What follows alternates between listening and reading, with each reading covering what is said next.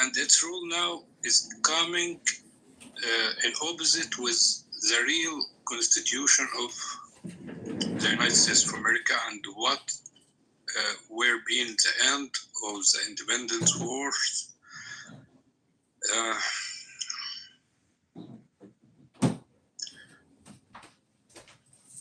It's a very historical case because the United States of America, it's the states, many states were in a war for long years, and they has ended with a deal.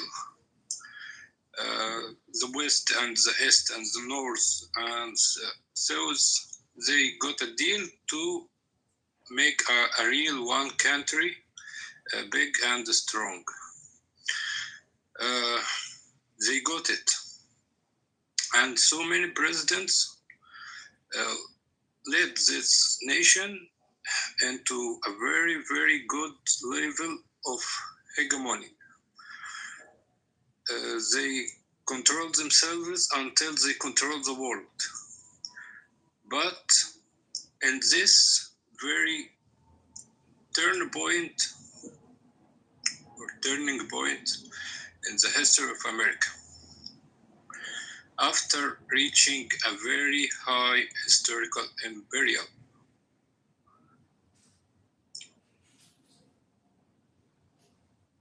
I don't know where it exactly, but I can mark it with Mr. Ford, who created Ford for cars. We talk about this point.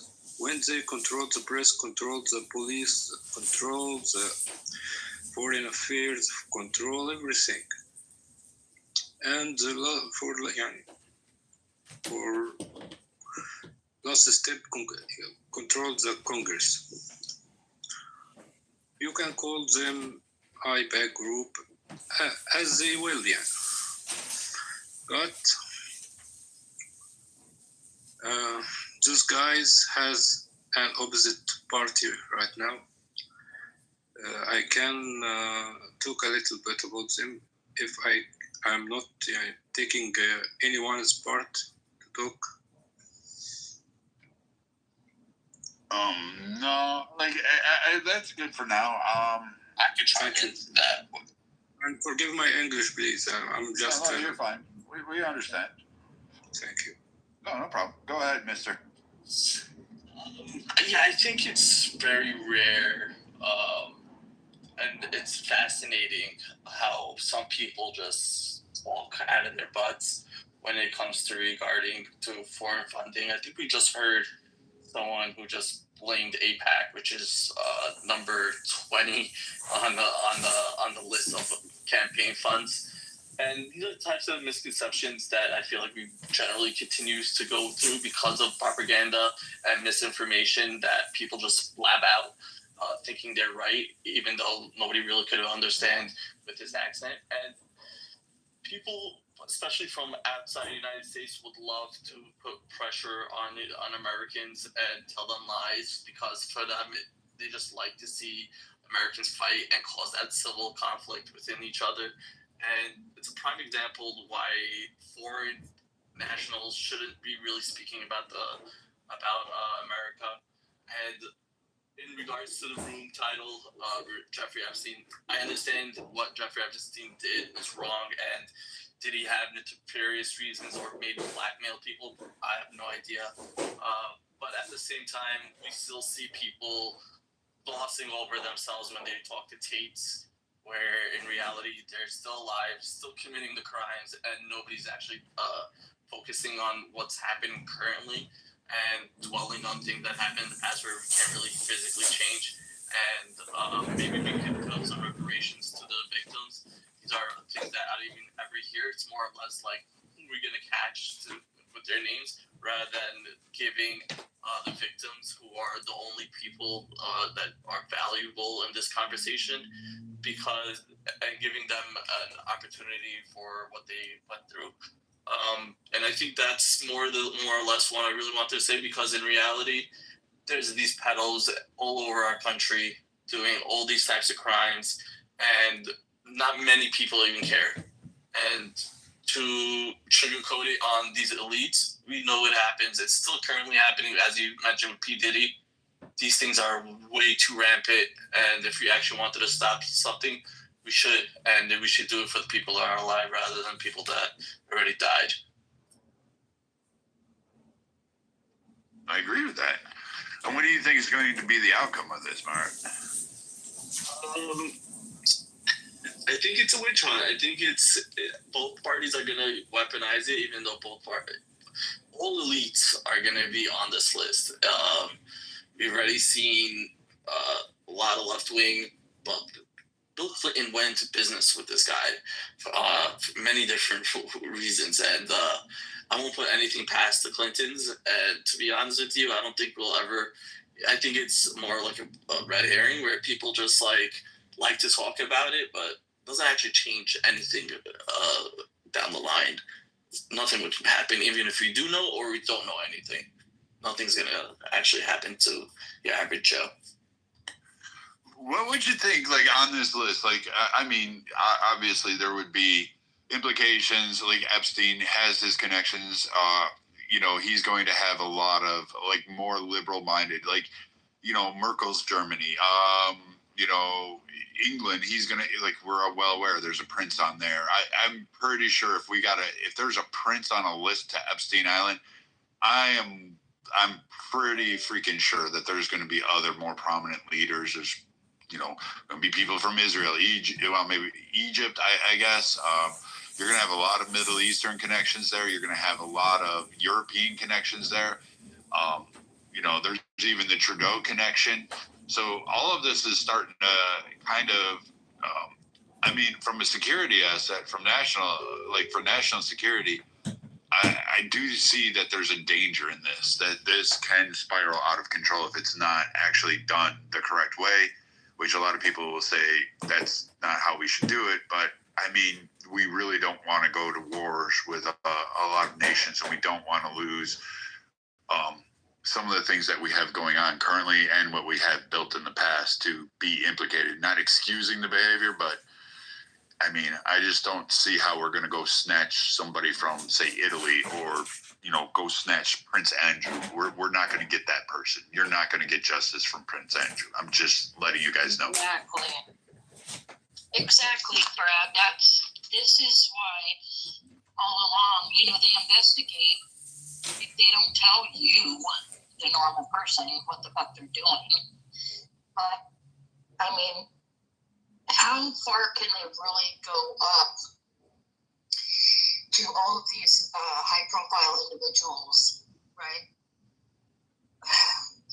And heads of states. I mean, it's just wild. It really is.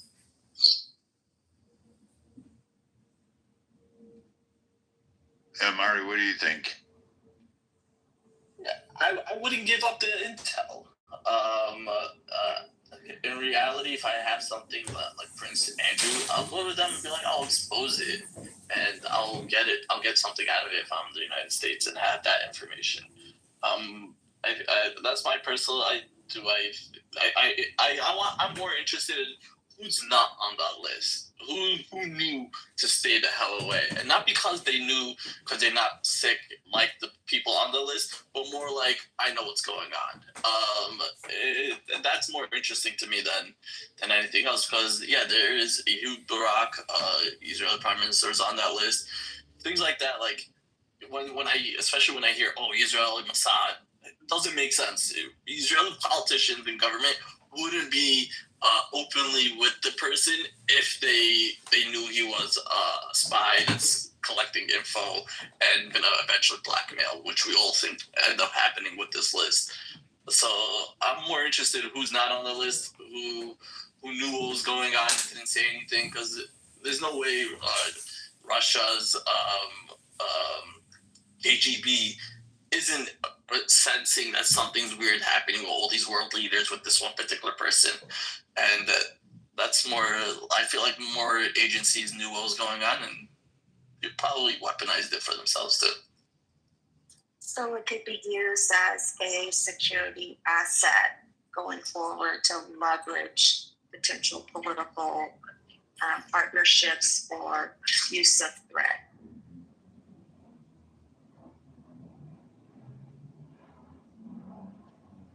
Yeah, exactly. Like, I think Russia, KGB would weaponize the crap out of it. They would get a sniff of it, and they'll use it for their advantage. And do we know any Russian politician or Soviet Union politician was on the list? I don't think we ever even heard a peek of it.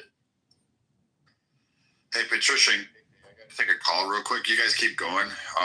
Feel free to deviate to another topic if this one just draws out and nobody really wants to comment, because it does seem to, all these Epstein ones, once you get past the attacks and you start getting to the meats and potatoes, they just seem to die out, because even those that are on the left, they just go Trump's a pedo, and that's all they got. He won't release the Epstein, so that automatically makes him a pedo, which when you start diving into the facts and start naming the people on it, then all of a sudden they don't want to talk about it, and that becomes an issue. Let me take this call real quick, and I'll be back in like 5. Okay. Anybody new on stage that wants to talk about this subject that has not spoken yet? I believe that's Festus or Michael or Region 5H. I guess I could speak about it. I feel like there's a lot of assumptions where people just come to the conclusion that there was a giant ring. I mean, there were 3 people, I think, who Jeffrey Epstein abused, right, who testified against him in Congress. I hear people say things like thousands of people. It's like the biggest ring ever. That's just a lie, you know? I would be interested if there's like real evidence of that, then I would be interested in it. But it just seems like people have just built and built and built on this. And it's to the point that like when you know the Democrats, right, this has always been kind of a Republican talking point. When you know the Democrats are at the point that they just keep repeating it, you know that they're cynical about it, right? Like the only people that we know who may have been, you know, visiting the island are like far left Democrats, right? From both America, the UK, Israel, you know, all the countries involved, it's their left, right? They're liberals. So if there's anybody that's involved, right, it would be the Democrat Party for sure, right? But they're out there saying, release everything. Makes you think that, oh, okay, they're just calling us retarded, you know, like, and just like throwing it back at us, you know? That's what I think, but you know. Yeah, it's kind of like a cyclical pattern that doesn't make sense, and that's why it's confusing to the public.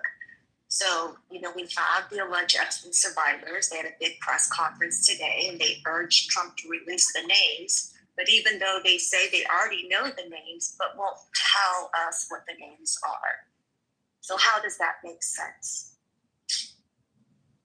And sorry, I'll let you go next. But again, Michael. So why did they not do this 1 year ago, 2 years ago, 3 years ago, 4 years ago, right? It doesn't make sense. Go. Yeah, I was just going to agree with you. I mean, of course, like, you know, just like you're saying, is now, quote unquote, the Democrats pushing for it, right? The Democrats are saying release it. When they were in power, you know, couldn't release it. Or they didn't release it, right? They didn't talk about it, which again, you know, adds more of like, oh, okay, if the Democrats were the ones who had something to do with it and now they want you to release it, okay, you know, it happened under Obama, right? So like, it's like how if there is a list, like, has it been messed with? You know, like what's going on now? You know, it just seems like so out of the world. You know what I mean? Yeah, it's almost like we are now, since it's been so long and that it's changed administration hands, how much of that list has been tampered with and how much actually can be validated via truth instead of bloviating to be one political side or the other. I think, it's just my personal opinion, I think they're on both sides of the aisle that will be attached in some way, shape, or form with this. You know, predatory behavior is not just Republican or Democrat. They're just sicko humans. What I worry about is that there won't be And two things, they'll be weaponized in a way that any just guilty by association related to being in the exact same room with that person will be used as a narrative to demean people or to minimize their actual character or in that capacity. All right, so we have to be careful of that. And the flip side of it is that we actually minimize or also forget the potential national security assets that are attached to this, that if exposed would be a detriment to our overall agenda on our three-letter agency side. For those thinking that a three-letter agency is not attached or known to this past years would be silly to even think that. Of course they are.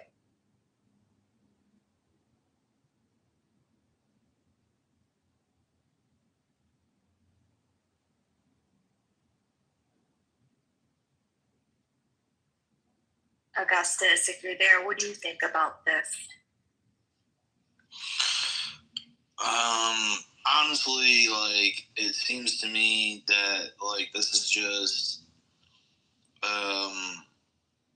basically like a way to undermine the administration and create like a firestorm in the media. It's the perfect formula to do both.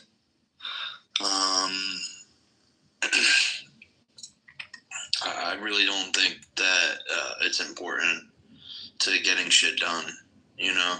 If you want to go after sex rings, go after the cartels. You know? They're fucking putting razor blades in kids' mouths and raping them at the border.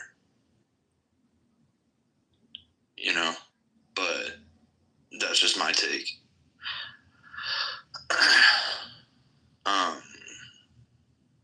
I think that, like, the administration pretty much has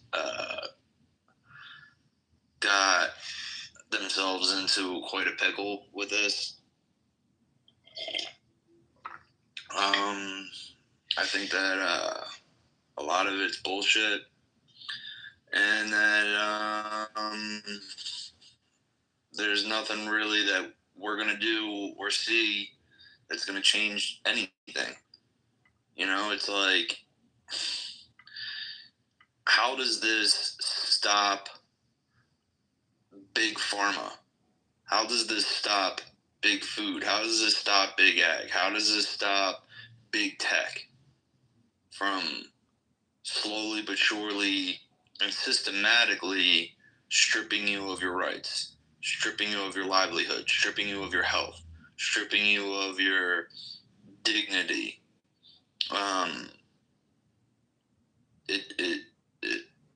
This is a distraction.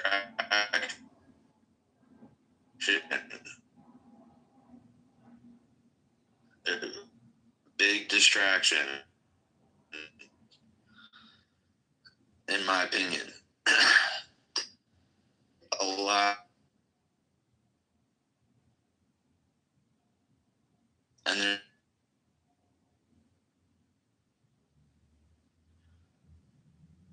migrants or illegals that have come over the border. Where are we at with that? Well, I don't know the latest figure, but the last that I saw, they were able to, the current administration was able to locate, I think, close to 1,000 children that have been brought into the U.S., not separated from their biological families. So I think they are trying to make headway, but you make a very good point. Like, what good would this come out of it other than just the obvious per se? Like, is this a distraction? And I don't know. I think what's frustrating a lot of Republicans is the fact that we land on this. Yes, we'll release it. Yes, we'll release it. But nothing that has been released, or in my opinion, that will further be released would be good enough for the Democrats or anyone that's looking for the release of information. like they're actually looking for a little black book with some sort of mafioso movie or some damn movie or, clients that did this and the actual terrible acts that they did. I don't know, that could exist, maybe it could not exist, but I think that you make a... Go ahead, Michael. Sorry, I didn't mean to interrupt. I think you make a really good point. I also, though, I would just say that I didn't vote for Trump over the Epstein list. I voted for Trump because I wanted to close the border, and deport people and, fix things that Biden had done, right? And Trump's doing those things, right? He's doing all the things he promised. The thing about the Epstein list is yesterday they released the subpoena documents from the grand jury or whatever from something, right? So they released all the court documents that they have, which normally they don't do that. But the reality is that court documents are not going to say what everybody is talking about right now. The court documents is just going to talk about whether or not these people who, it's focused on the victims, right, as all court documents are. I think that there are probably some public people named on planes, right, but it doesn't unless I'm wrong, I doubt that the documents necessarily incriminate those people, right, and they're probably not out there, right, at least in the court, right. What I'm trying to say is I don't see, from the Republican perspective, if there is a list, and it's hidden, we're not going to get it from the court documents, right. If there isn't a list, then we'll never get it and nobody will be happy, right? So there's no way to win, exactly. Right? Yeah. But what's most important is Trump is delivering on the things that he said he would deliver on, right? And people were saying, but the Epstein list, Trump ran on XYZ. He ran on closing the border, which he closed day one. He ran on his big, beautiful bill, which he passed, right? And he ran on, restoring freedom to Europe and other things, right? And, getting out of wars, which he's already ended 7 wars, by the way, so that's just I really like Trump, but that's my opinion. Also, Michael, if you think about what the Epstein list is okay, we've put a label on what a lot of people actually voted for was just overall better transparency from our 3-letter agencies, right? I think the Epstein list kind of just holds that labeling to ensure, the people are reminded that the government works for us and safety and protect us. It's not going to be weaponized and used against us or weaponized or used to protect other people. So when Trump was running on that, at least that's what we were saying, what we wanted to hear is just transparency. Again, why weren't these today 33,000 pages of that part of that file released? Well, why wasn't that released a year ago, 2 years ago, 3 years ago, 4 years ago? They could have. Obviously they could have, but they didn't. And then someone added in the chat, did anyone mention the victims here? They'll release the names themselves. Yes, we said that. We talked about that early, Dottie. So this is the confusing part. Why would they have, why would the Epstein survivors do a press conference asking for the names to be released by the president when they already have the names of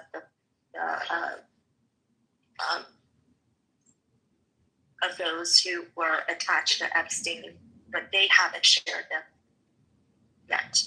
That doesn't make any sense to me. It's kind of like a cyclical pattern. So yeah, we did talk about that earlier.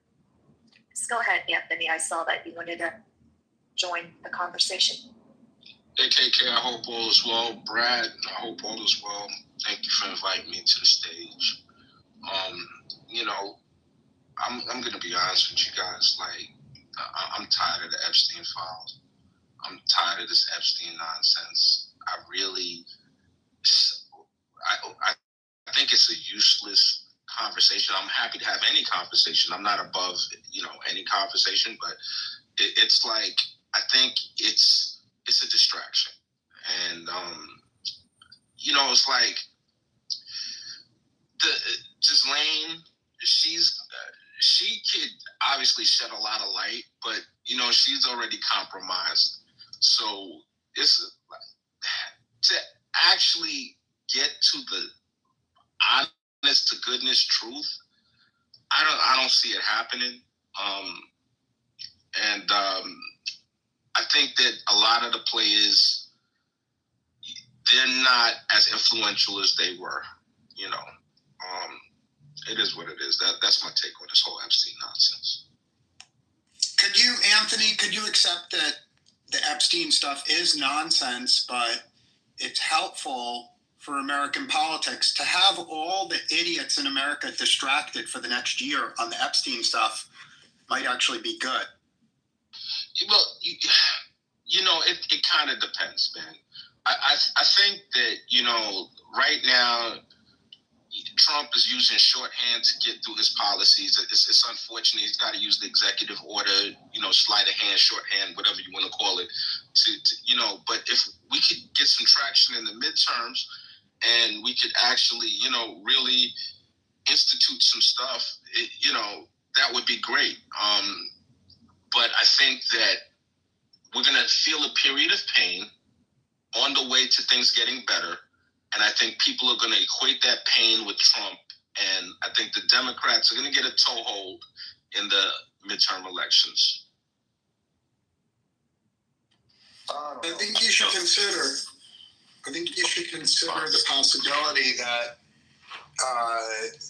the discussion of the Epstein stuff is crowding out something that could be really destructive. So what I see is there's a bunch of idiots that want to be angry about something, that want to protest something. And it's almost like the Epstein stuff, it's a very safe distraction because let's put it this way, no matter how angry people are about Epstein, it's not going to cause the deportations to slow down, right? And no matter how angry they are about Epstein, it's not going to cause a slowdown in the things that really matter. So I could almost say that it's helpful. It's just helpful for our society to have something that doesn't mean anything. It doesn't matter, to distract the idiots, while what's really important in our society is able to happen without interruption. And I'm eager to hear criticism. I hope you're right, Bob. Well, hold on just a second, and I'll let you guys have it. What's interesting is we're holding on to it. It's the fact that, and I think the fact that the Democrats are holding on to this so hard is because what else do they have, right? What else do they have? So they're like, oh, this is a salacious topic. They haven't done exactly what Trump said we would do. They've done a bit of it, but not all of it. So then they're able to go back, see, you didn't uphold the reason why you voted for him. But again, if you would have brought up the fact that, okay, he's released more than the last administration before, but the Democrats are so silly that they're not even taking a proactive measure or actions to be able to combat anything that Trump has done. If you go online and say, what are the top things, top platform items that Trump ran on, and go down the list of the items that he has not addressed yet within his first 8-9 months of office, then you are proactive with that. They're lazy, and they actually are still running on everything Trump bad orange man, that they're desperate for something that's low-hanging fruit, very salacious to distract, but they can't admit to the fact that he's covered probably over half the items that he ran on. So here we have a politician actually taking action upon the things that he's running on, and they're fucking frustrated with that. But they're so silly, and they are so focused on one little thing to make them appear bad in any way that they are, that they're not even looking at the things that Trump hasn't even addressed.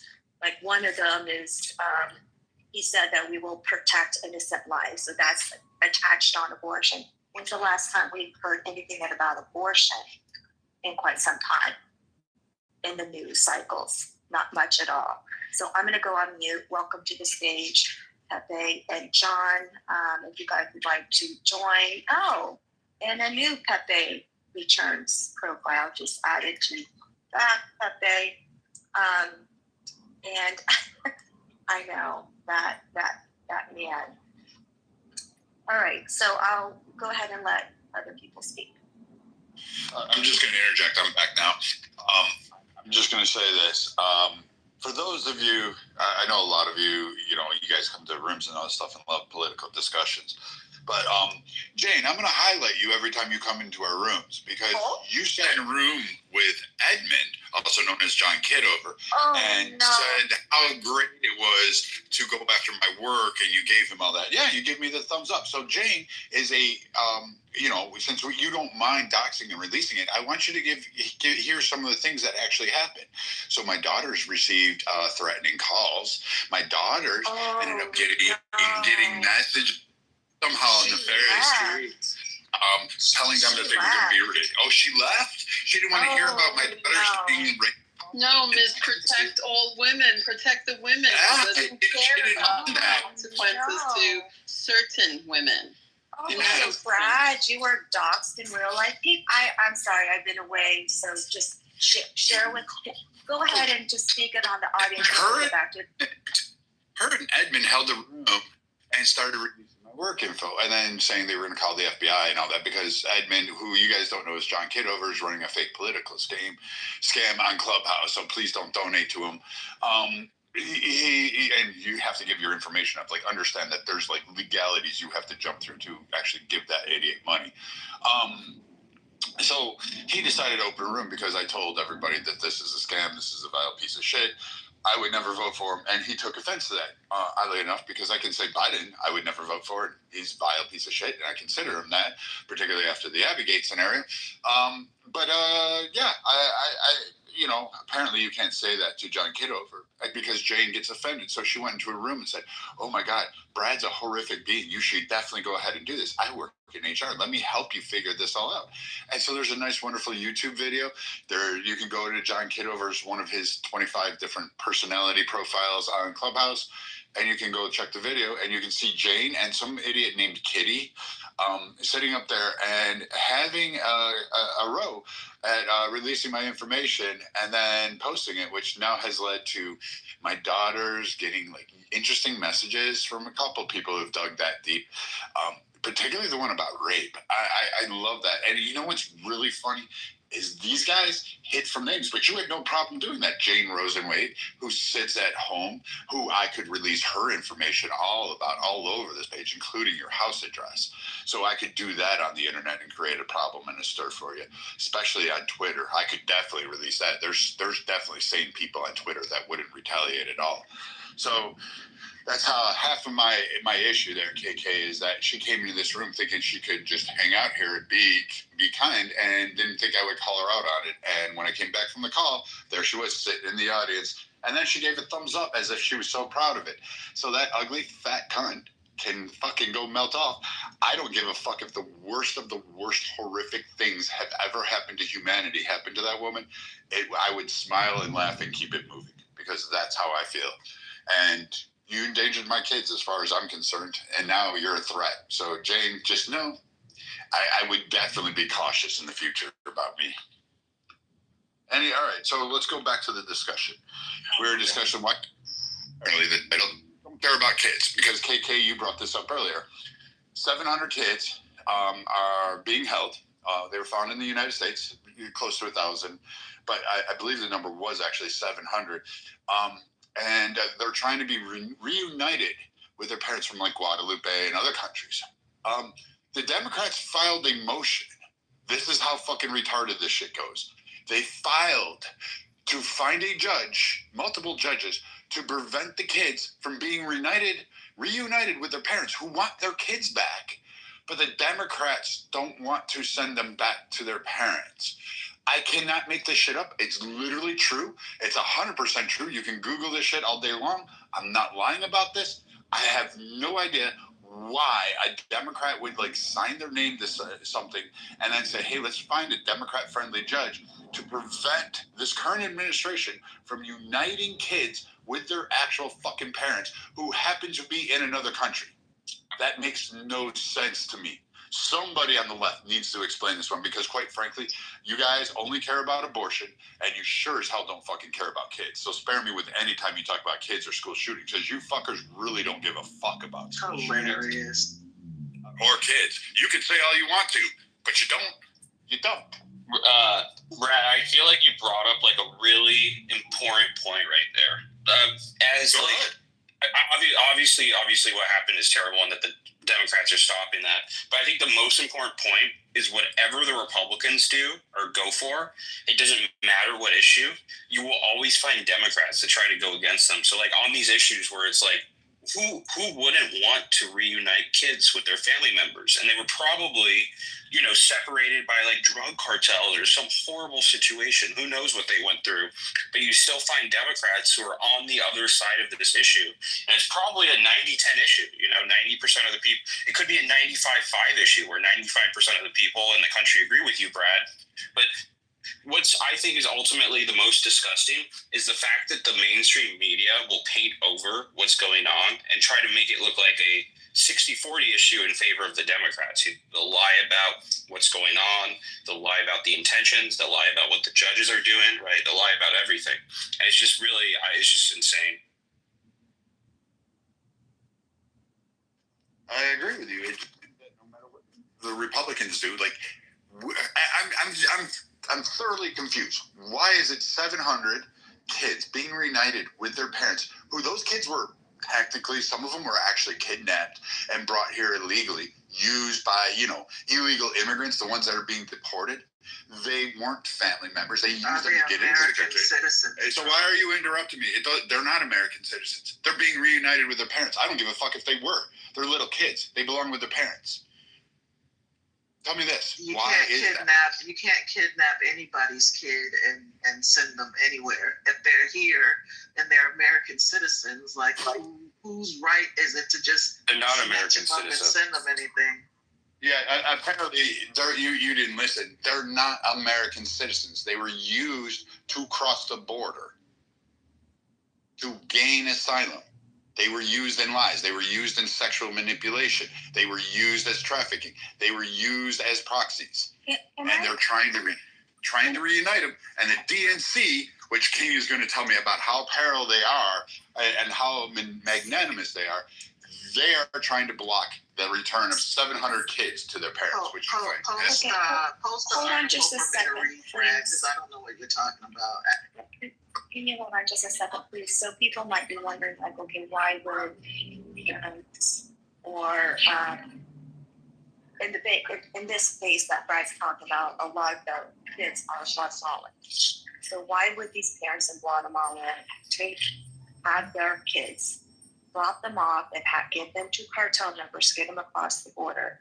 It's because then they are then put into homes in sanctuary states that they know they'll be able to collect federal funding for underneath that actual roof. Now, why this became a prevalent problem that we have today is because under the Biden administration, they stopped taking the DNA tests to be able to connect a biological parent or family member to the actual child to reunify them together. So that was addressed. Tom Homan talked about that. That was the old practice, and then they removed that. So Mr. Holman has worked for several different administrations in his current role today. So he can be the first person to be able to say, they did this during this administration, they took it away in this administration, they're doing this in this administration. These are the trickle-down effect of adverse effects for these children in particular, but it's a money game. It's a money game. These parents or the households where they stick these children in are actually receiving federal funding and money. That's all it is. It's a money grab. So we can say, oh, we have this person here. We have to take care of this person. Oh, we're applying for under this name for this child. That's exactly what it is. It's all for the money.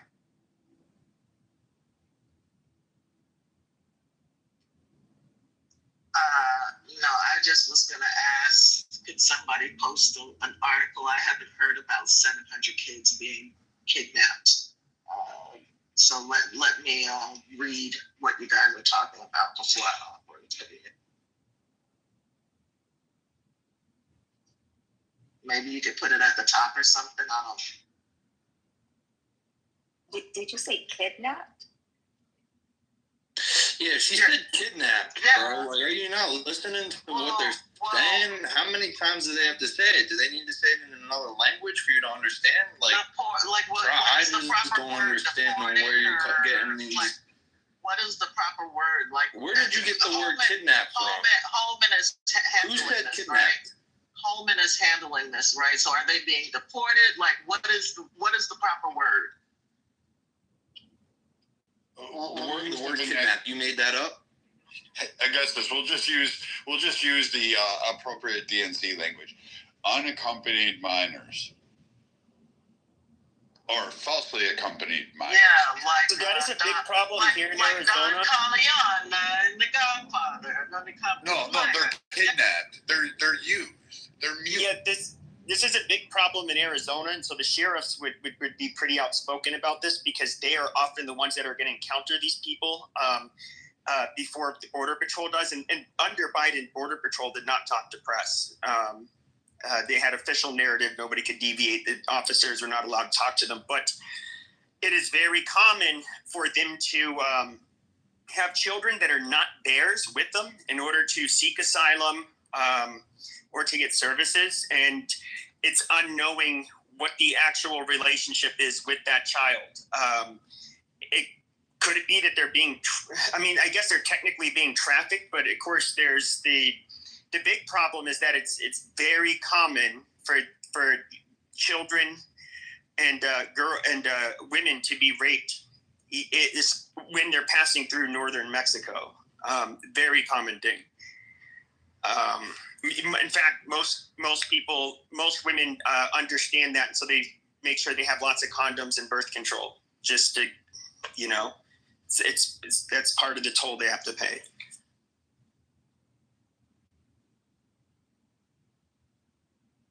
What is the Office of Refugee Resettlement? What agency is that?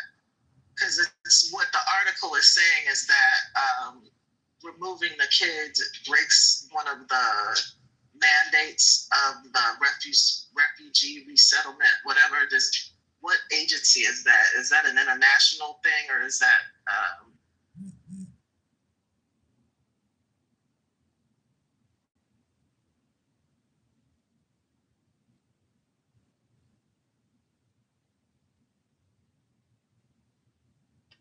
I'm sorry, I didn't understand the question. I was trying to look it up at the exact same.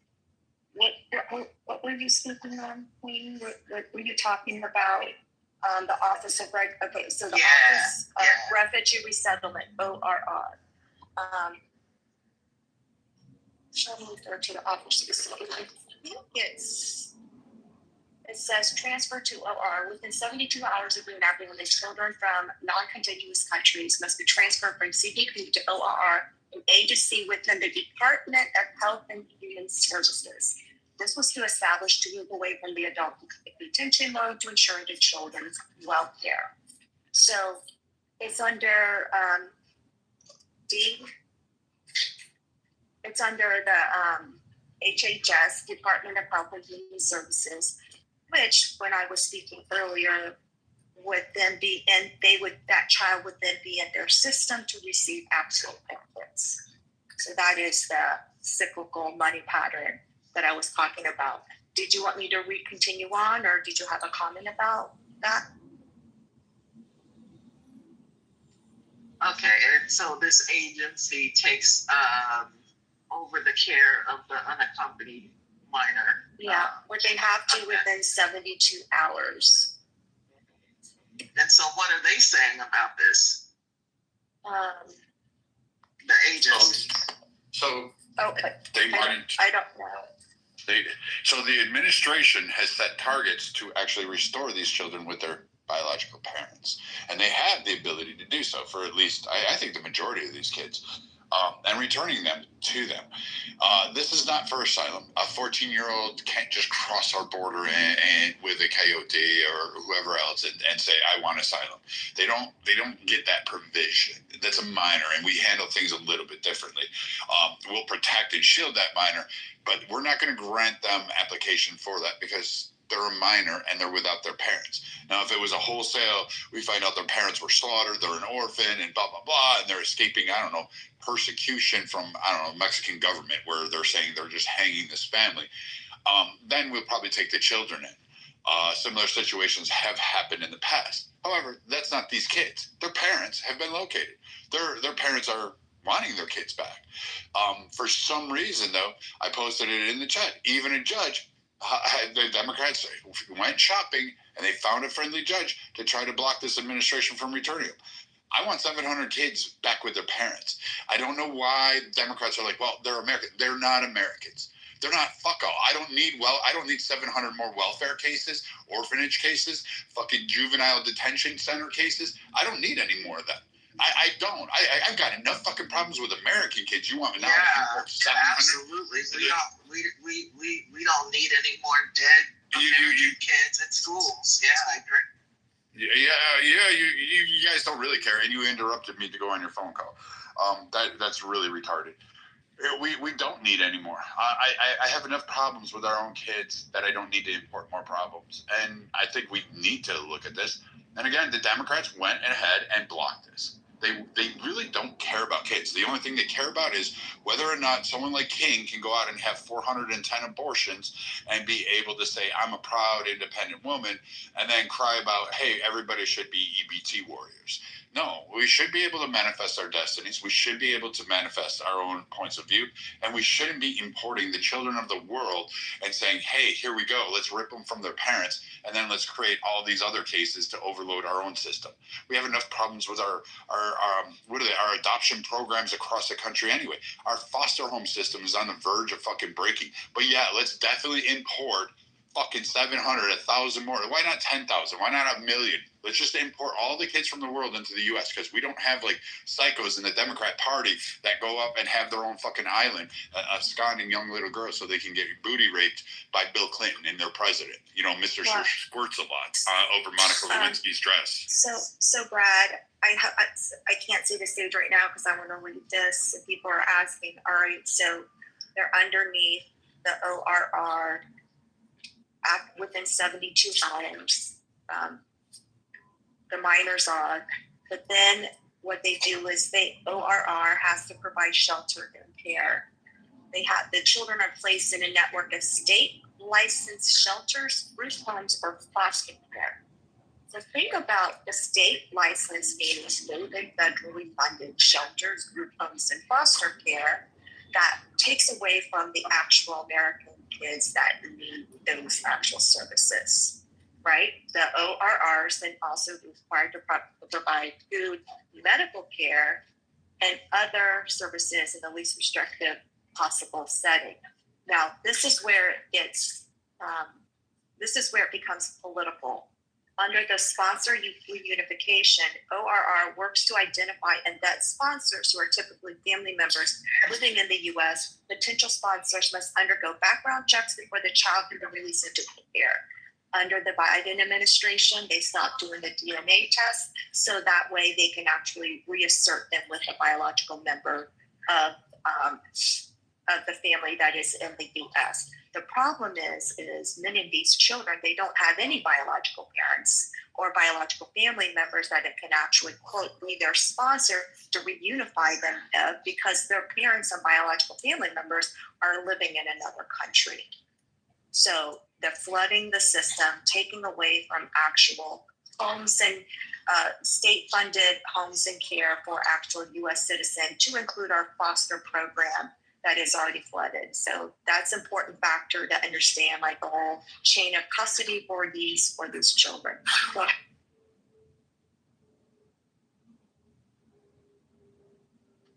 it's a massive problem, but again, like we've seen over and over again. They don't really care about, funding, reuniting kids with their parents. But no, they're concerned about, hey, should we give puberty blockers? They're all about that. That's when it becomes a problem because, again, they need to chemically or groom, I guess, some sort of fashion onto kids and not let them all discover their own sexuality as they mature through life. But no, we want to be able to somehow over-influence them into becoming a certain way and inject that. That's when they care about it. They don't really give a shit about the schools. They don't give a damn about school shootings because the only thing that they care about is, hey, I want to ban firearms. But when it comes to actually talking about measures to strengthen and harden targets, such as schools, such as expansion on those, such as reviewing medical doctors who are giving SSRIs at an alarming rate to children, how the teacher system, the education system, and the teachers within that system don't need to be elevated to a high level, but somehow need to be actually checked and monitored because they are not performing at such a significant level as indicated from post-1985 onward. We have seen a rapid decline in it. And the fact that teachers say we're overworked or overwhelmed, go ahead and look at the studies. 1950s, 1960s, 1940s, they had more kids per capita in classroom than our teachers do today.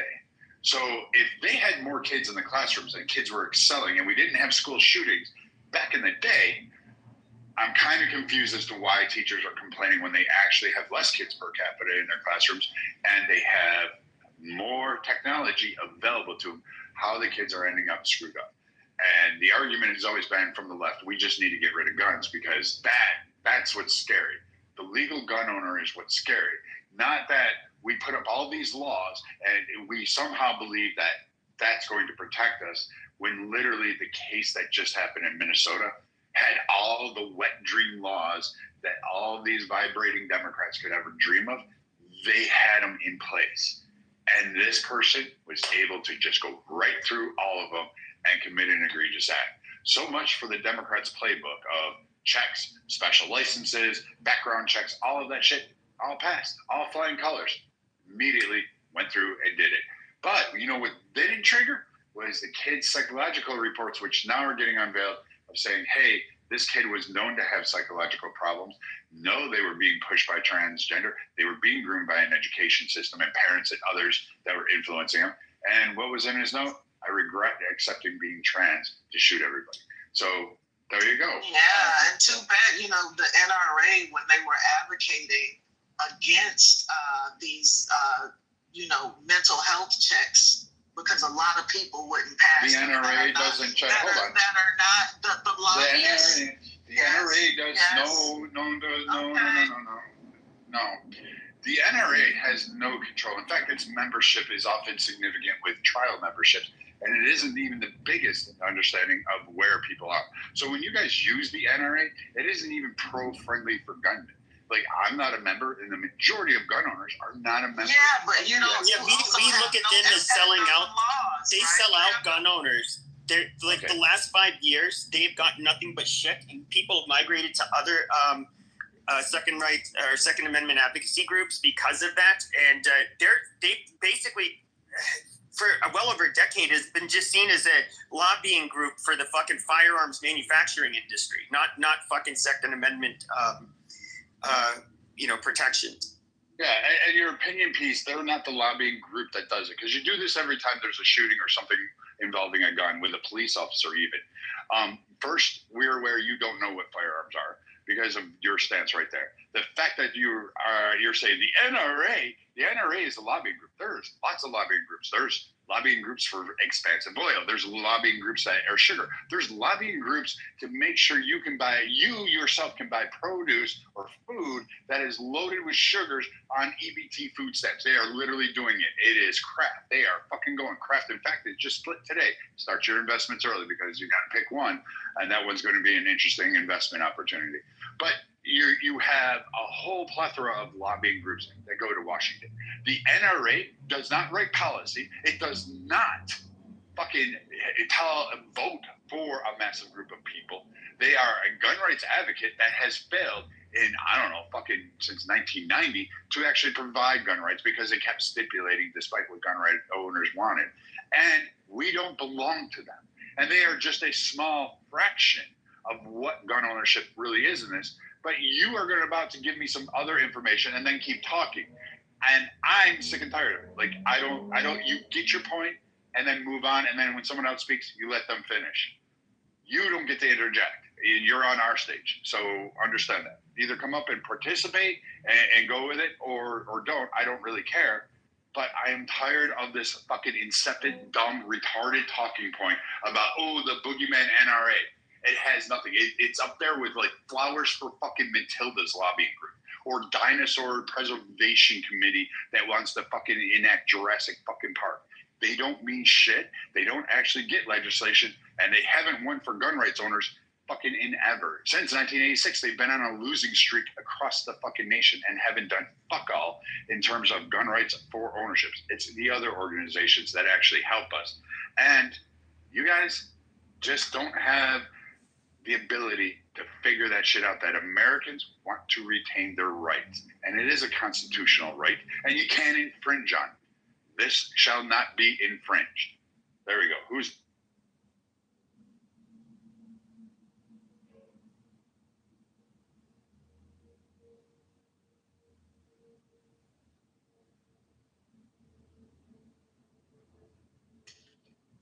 To address Queen's article, an important part of that article was, I wrote it in the chat, it was done to undo some of the previous administration.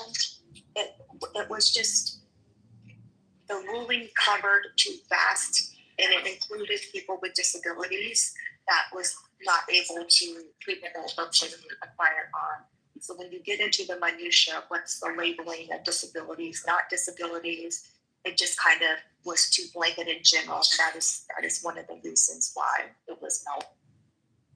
So think about, I'm just veteran friendly. Think about our veterans, if they have what would be deemed a disability on that list, then they would not be able to own a firearm. How do we even get on that subject? Because Democrats like to distract and just kind of move the goalposts. Yeah, they just like doing that. Like again, the room started out with Epstein. Like I really wanted to talk about the National Guard being in City. I thought it was a big piece. I think it's really. I think it's something to watch. I think it's a good thing. I think the results are in DC. That I hate to tell all the Democrat chills down there in the audience, especially like King, who are all like, "Oh, this is authoritarian." It actually has positive impacts. Crime is actually dropping rapidly, and carjackings are dropping, and muggings, and sexual assaults. They seem to be dropping at a rapid rate since the National Guard came in. Had nothing to do with Muriel Bowser's plan, because that didn't work, and the only impact they've done has been positive throughout. Even the homeless people are glad to see the National Guard out there, and they've said that the National Guard has been so assistive in preventing attacks on them. You're having trouble with CNN trying to go find somebody on the streets that's negative about this impact. They're saying they're great. They're bringing out hot coffee. They're picking up trash. They're helping people be safe. Amazing. Kids are able to get back and forth to school, and they enhanced Muriel Bowser's Back to School Safe program. They've been doing a great job. Chicago, on the other hand, said, what was it, authoritarian, and we don't need any problem. Our crime rates are going down. We're doing a fantastic job. But magically, you have 8 motherfuckers killed, and 50 freaking wounded in one weekend?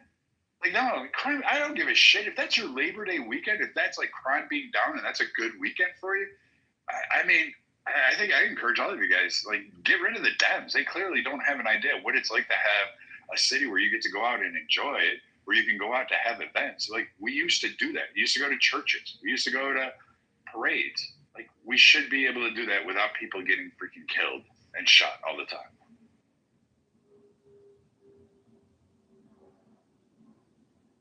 I had a question for the room. How y'all doing, by the way? Doing great. Good. I myself, to be quite honest, I don't have faith in either party anymore. I don't, I know it's called the United States, but it ain't anything united going on right now, which is a problem, right? I understand why both disgruntled in their own ways. You know, the crime is ridiculous. Something does have to be done. I do feel like the buck has been passed so many times that nothing is being done on anything. And from the last thing I understood about Congress, it's supposed to be based upon Democrats and Republicans figuring out a way for the people to make things happen for the betterment of the people, which is not what's going on. It's just ideology over actually actions. And by that I'm saying, like, no one should be okay with the fact that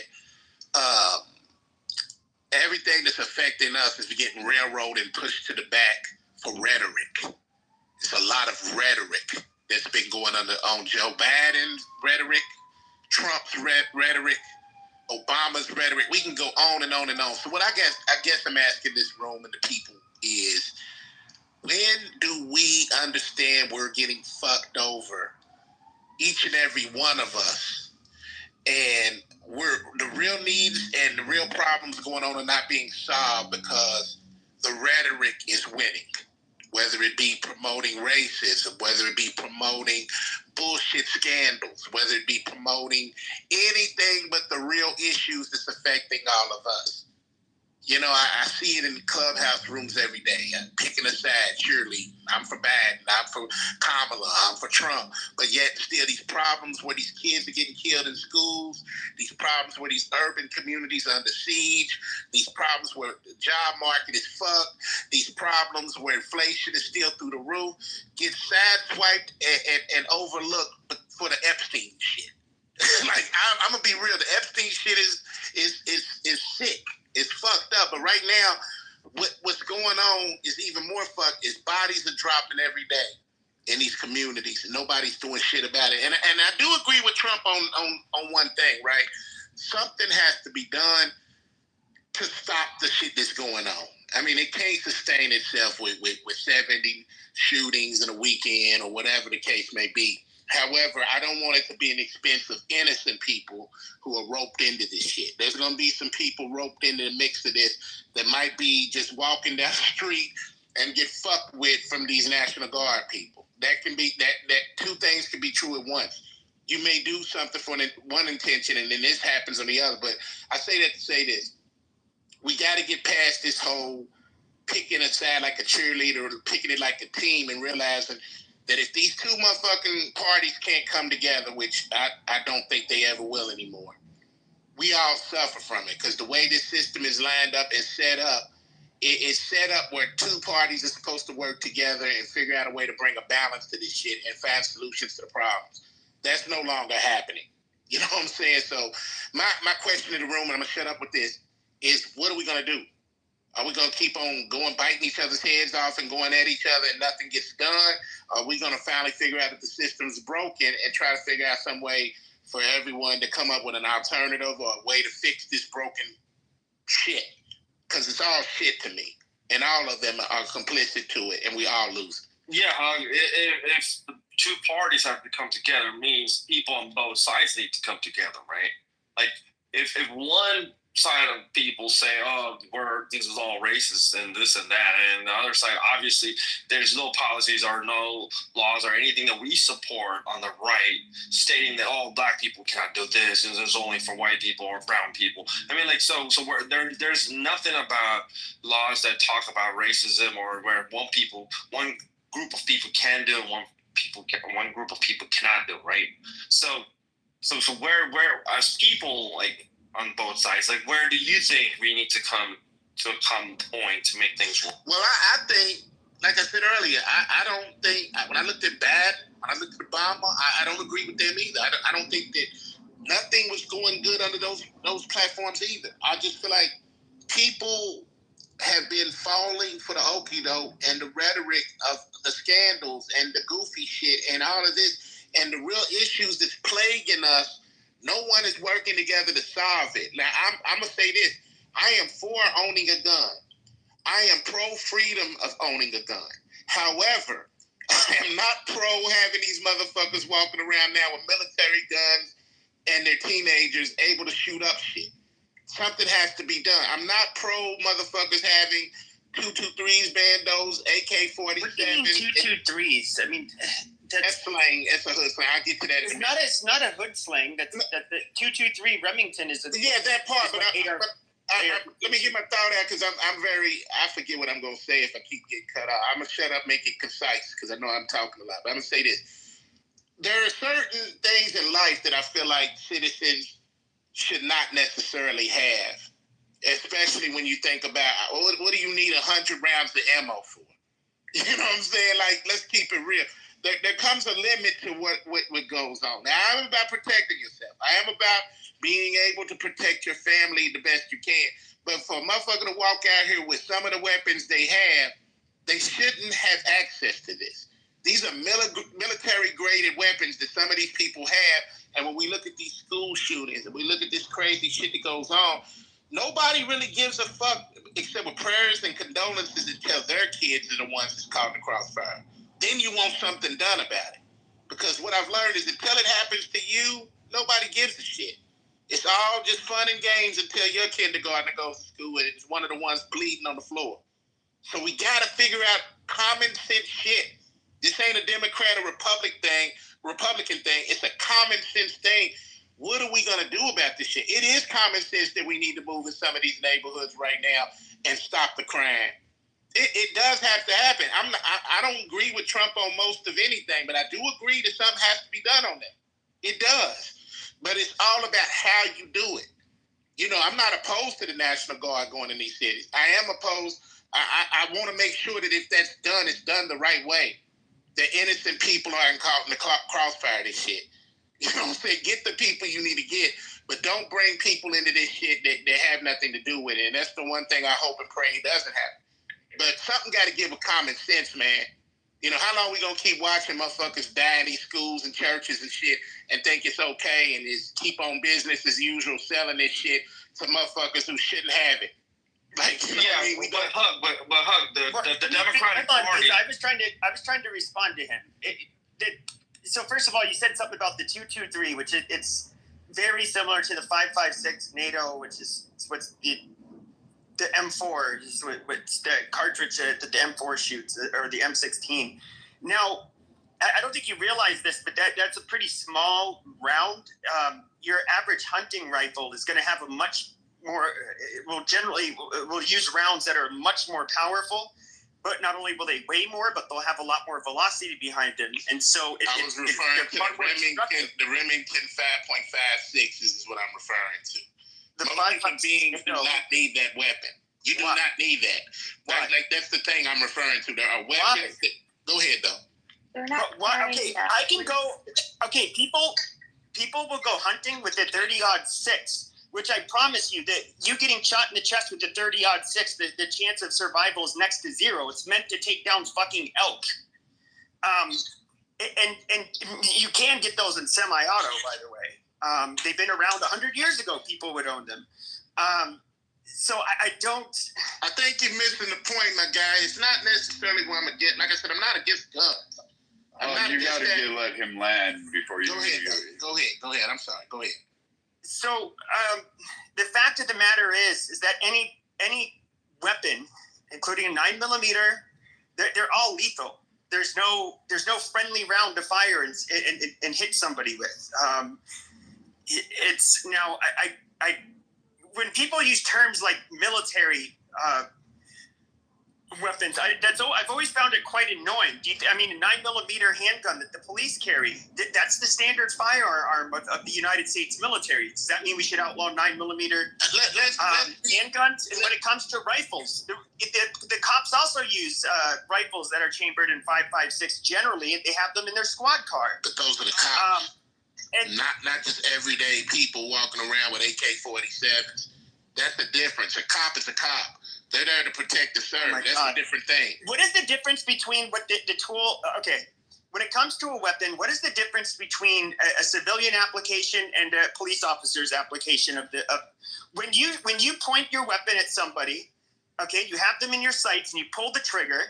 It does the exact same thing. If you're protecting yourself, you end up using it to protect yourself. It's a lethal weapon. I don't understand why you're saying that. I never said you don't protect yourself. See, you're spinning it. I am all about protecting. Have 5.56. I'm all about protecting yourself. What I'm saying is The average citizen does not need rounds of AK-47 ammunition. That's what I'm saying. Sure. The fuck you mean they don't need it? What do you need it for? You obviously don't have any. You obviously don't have any experience.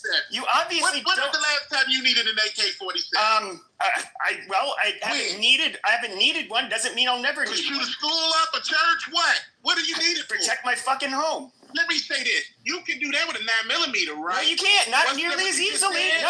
No, dipshit. You can't do that. No, you shut the fuck up. I was talking. Shut your fucking mouth. I was talking. You keep on fucking interrupting me. Now, you stupid asshole, there's a big difference when it comes to recoil management. Shut your fuck up. They carry AR-15s. The 5.56 is the round of an AR-15, not an AK-47. It's not a 7.62. Walking around, I never see him carrying an AK-47 walking around. They have AR-15s. They have a 9mm on their waist. No, they can't. No. If they, no, you stupid. You goddamn brainlet. You stupid fucking troglodyte. What you don't understand is if there's an active shooter, okay, or let's just say there was a shooting in a parking lot. The police officers are going to come. They're going to end up clearing the scene. They're going to make sure that everything's safe, so you can get paramedics there and everything. They're going to take their AR-15 out of their fucking car, and that is what they're going to use as their primary weapon. Why? And there's a reason why. There's a reason why, you stupid fuck. No, you dumb motherfucker.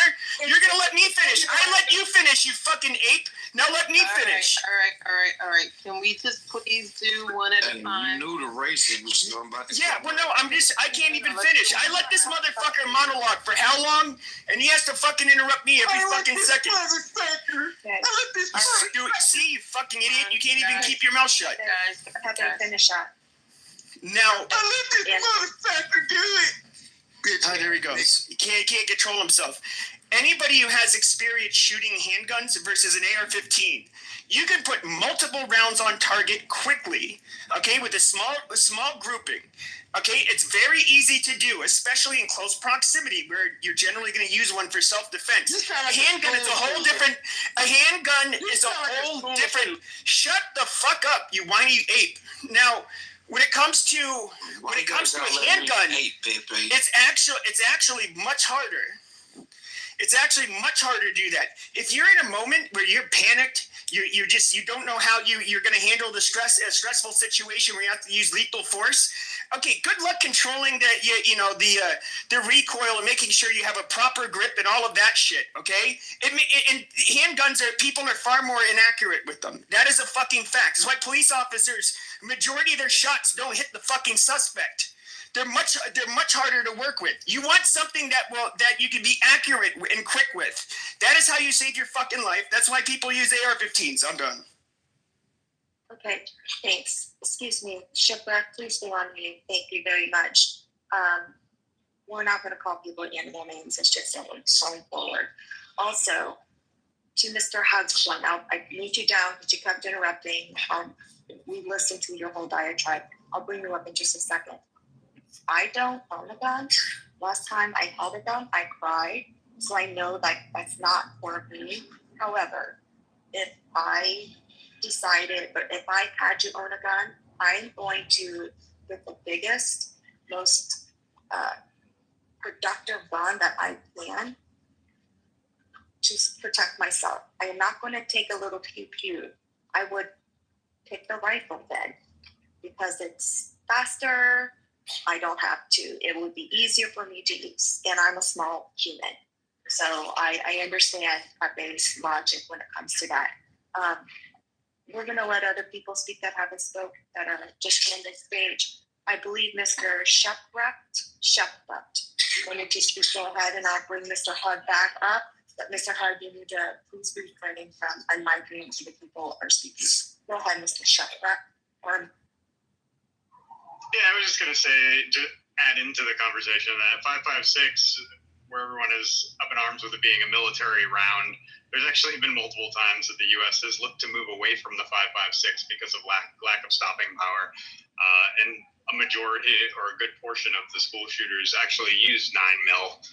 If you think to Nashville, they used the the P2000. I believe it's a 9mm tube rifle that basically is collapsible. That's 9mm. You're not gonna. The stopping power isn't the issue with their 5.56. It's you need to bring back bullying. When we can bully kids early enough, we can find the crazies earlier. That way, we're able to get them help. In the mid-90s, late 80s, when bullying became the target of the administration within schools, it really did a disservice to routing out some of these people with more susceptible mental health issues. That's it. So when we look at Dylan Rue, Okay, when we hold on look at just a Cal second. Rittenhouse, Excuse Michael me, Carter. Mr. Hug. Okay, hold on just a second. I'll let you go in just a moment. Just to clear up how we kind of got into this conversation is talking about the National Guard carrying arms. So I wrote in the chat exactly what the National Guards is carrying in DC. And also I want to include not all National Guard members in DC are carrying firearms. Only certain ones that have certain missions are carrying firearms, not all. And I'm going to think that this is definitely going to be a test run for other cities, and they'll deviate the plan going forward, the mission going forward. So it's not all. And the information that we were sharing, what they were carrying is not correct. I wrote it in the chat. Yeah, floor is open. Go ahead. And Mr. Hug, could you please give an opportunity for Mr. Marquise and Mr. Rob to speak since they have not spoken they got it.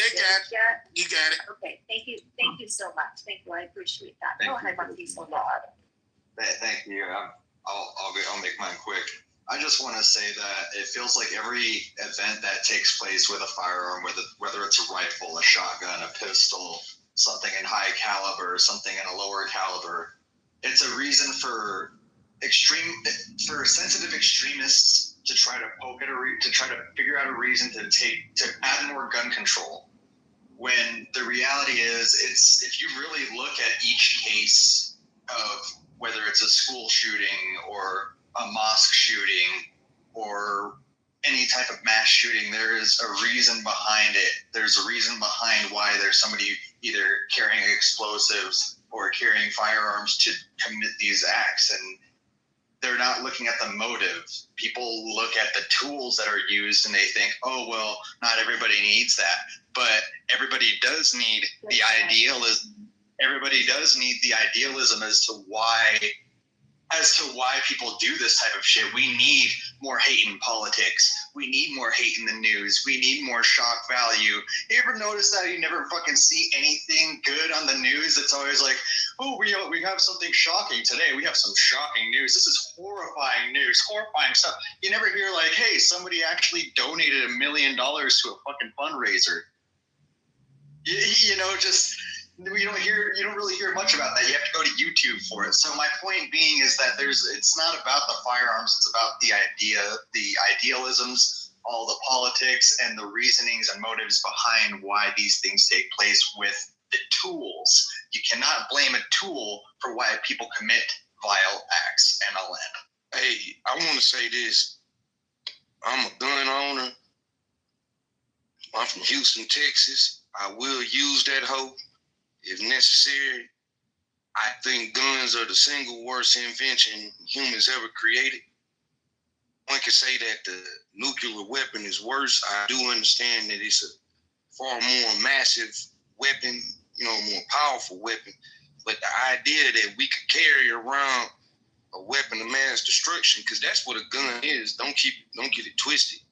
It's a weapon of mass destruction. Any way you flip it, if I could take multiple lives with it, it's a weapon of mass destruction. We're a violent nation. Our government is violent. We enjoy violent TV. We enjoy violent movies. We enjoy violent music. We enjoy violence. Whether we want to accept that or not, like, this is America. It's built on violent principles.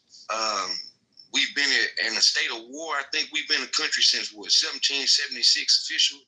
I think last time they said, I looked it up, we had been in war like at least 60-70% of the time we've been a nation. So why don't you think that the top of our nation, which is violent, wouldn't trickle down to the basics of America? A state like Illinois has no gun law. Has strict gun laws, but we always hearing about Chicago gun violence. That's because they can easily go to goddamn Missouri. They can easily go to Indiana. Hey, gun control is a myth in America. I can get 5-10 guns way quicker than I can find a job. Like I'm telling y'all this. I could call 10 people right now and say, hey, let me find a chopper. Let me find a AR. Let me find one. Like, it's easy. That's not a good thing. So it's like, I'm torn with it because I done been dealing with murder since I was in sixth grade the first time somebody that I was close to got killed by gun violence. And it ain't stopped since sixth grade, and I'm 41 years old. Like, the shit is tough. It is. Like, I'm not gonna front. We about to start a murder trial September 8th for my best friend. Like, he got killed in January 2022, and the murder trial just starting. So it's like, it's tough, but I'm gonna be very real with I'm leery about hearing white people discuss this type of shit because I don't think y'all really care about it. I'm gonna keep it a bean. I don't think y'all care about what's really happening in places like Chicago.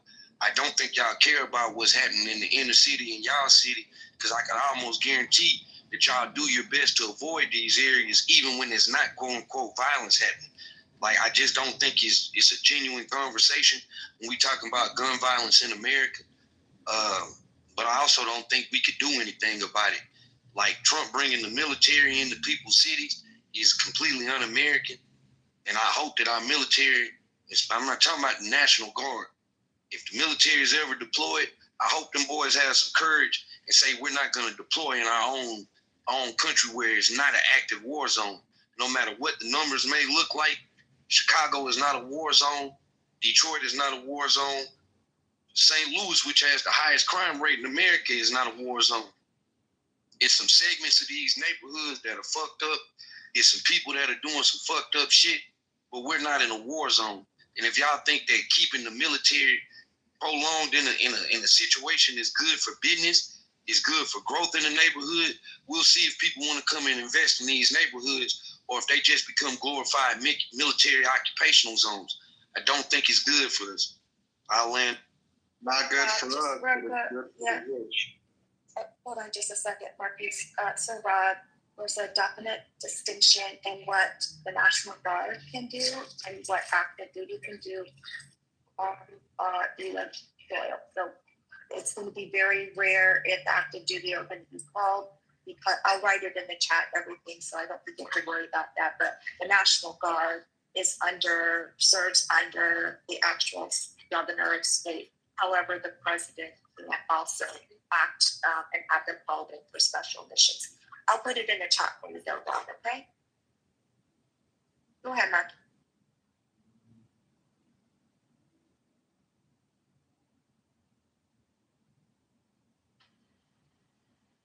So, Marquis, are you going? Or Notorious, welcome to the stage. Did you want to? I see Notorious, but I also noticed that Pug wanted to talk to you too, so I left it up. No, I think my man was very succinct in how he put his statement together and spoke before me. He's absolutely right. I think a lot of people minimize what these guns can do until it happens to someone close to them.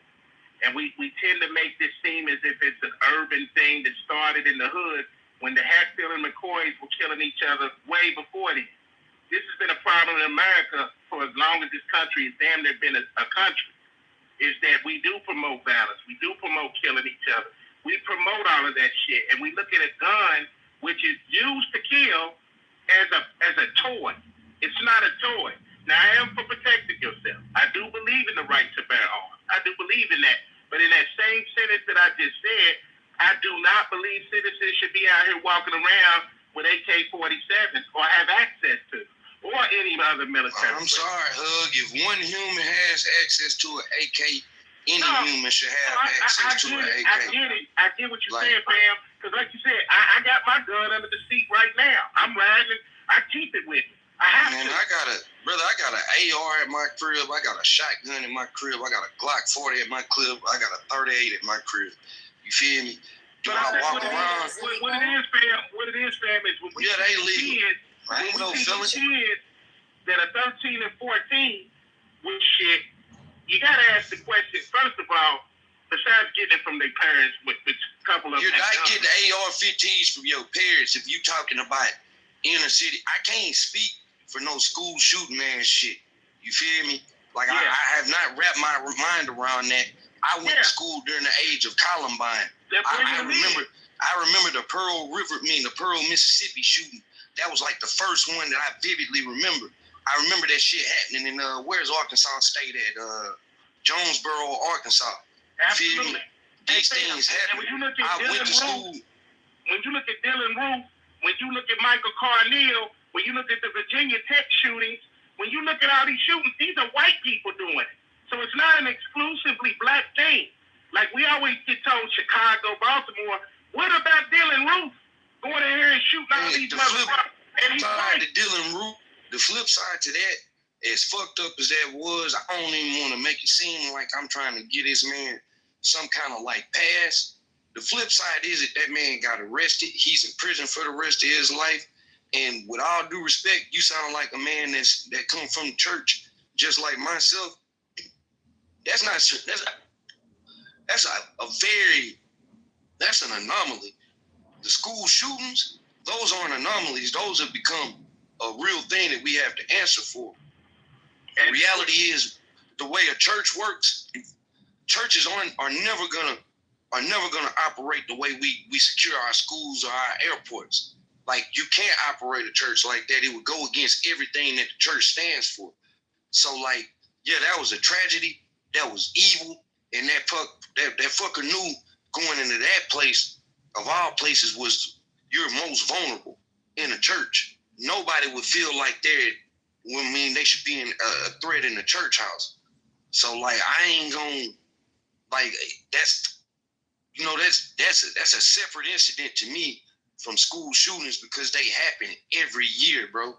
They're happening, like, I'm 41. Like I'm saying, that's 96, the first one I remember. And it's been happening multiple times every year. It's like, with our schools, I'm going to say this. I went to more, a quote-unquote urban school. Wasn't predominantly black, but it was majority black and Hispanic. We had fucking metal detectors every day. You had hall sweeps. If you was caught in your class outside of when the bell, caught in the hallways, they sweeping you. They bringing drug sniffing dogs. I'm gonna tell you that these schools don't ever have school shootings. They do have a lot of issues though, but they never have school shootings.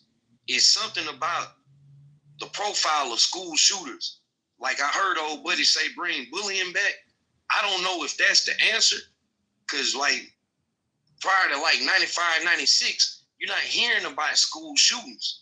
So I don't know if bringing back bullying is the answer. I don't know if it's let's secure our schools like we secure airports. But something does need to be done. But in terms of like this inner city violence, I'm gonna land on this. I'm not sure what could be done about it, y'all. Like, y'all talking about the gun violence. Man, yeah, young niggas is getting access to some guns they shouldn't be getting access to, but it's these switches that's the real issue. I can make my 40. I could turn that hoe into a goddamn AR-15 if I got a switch on it, and I put a 30 clip in there. I could let off 30 rounds in under 5 seconds with a handgun. That's what's happening. I think it's under a second. It takes out the 30 rounds. Yeah, that's what I'm saying. 5 seconds, a second, whatever it is, Pepe, you get my point. I can't do that with my 40 as I regularly shoot that hoe. So it's like these things are real, but if you're not going to address the underlying issues that in these communities, man, they are underserved. Like there's nothing in these communities by and large. In addition to having fucked up homes, broken homes, I'm not even just talking about single family homes. I'm talking about dysfunctional, broken homes. Like you put those in a condition where outside is nothing for people to do. in a country where guns are readily available, in a time period where people are seeing people like First 48, the video games we play. I throw the music in there, the environmental conditions, gangs. Man, it's a perfect storm for shit to be happening. So you think that the fucking military coming in gonna just change everything? Man, I'm gonna land on this. How you think we got all these fucking terrorists in the Middle East and all of these other places we done occupied? Because those kids that lived through that grew up to become adults. And you think that shit ain't gonna happen in our own country? You got your motherfucking mind. It's a problem, bro. That's all I'm saying. At the end of the day, there's really, it's really hard to even find a solution that anybody's going to be comfortable with anyway, because it's a complex problem. Like to solve this problem, it is going to be some uncomfortable things that have to happen to correct it, because it was uncomfortable things that happened to make the problem. But it's a culmination of so many elements, man. The lack of God, the lack of morality, the lack of respect, the lack of ethics, the lack of love. There's so many numbers of shit we can blame this on, right? But at the end of the day, all I'm saying is at some point common sense has got to be prevalent, man. And what we see happening is the same picture over again. The same prayers and condolences, with no real initiative or even effort to stop shit. So I don't know what the best answer is for this, but I do know at some point we can't keep sustaining this shit as it is right now. We can't keep on having the same shootings and in schools and churches and act like this shit ain't happening. And like I said, people getting offended when it happens to their family, but don't give a damn when it happens to someone else. You know, that's what we have going on in society right now. I don't care until it hits my kindergarten. I don't care until it hits my grandmother. I don't care until it hits me. That's where we are with this shit. This is a real problem when you see 14 and 15-year-olds having access to switches and semi-automatic guns. They didn't bring this shit here. You don't get those type of weapons without it being brought to you. You can't go and get that as a urban 13-year-old. This shit it's a contrived, set up thing, man. And it's not exclusively just a black thing. It's a problem for a lot of different people, whites, blacks, everybody. But it is predominantly affecting my community the most, because the guns are being brought into these communities with the sheer intent of us using it to kill each other with. That's the plan.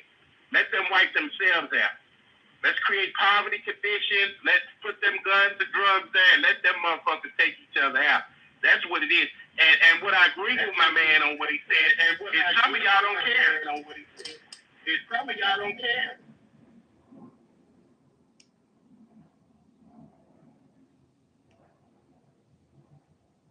Hey, can I ask though, in regards to the title? Is that me with the echo? Oh, my bad.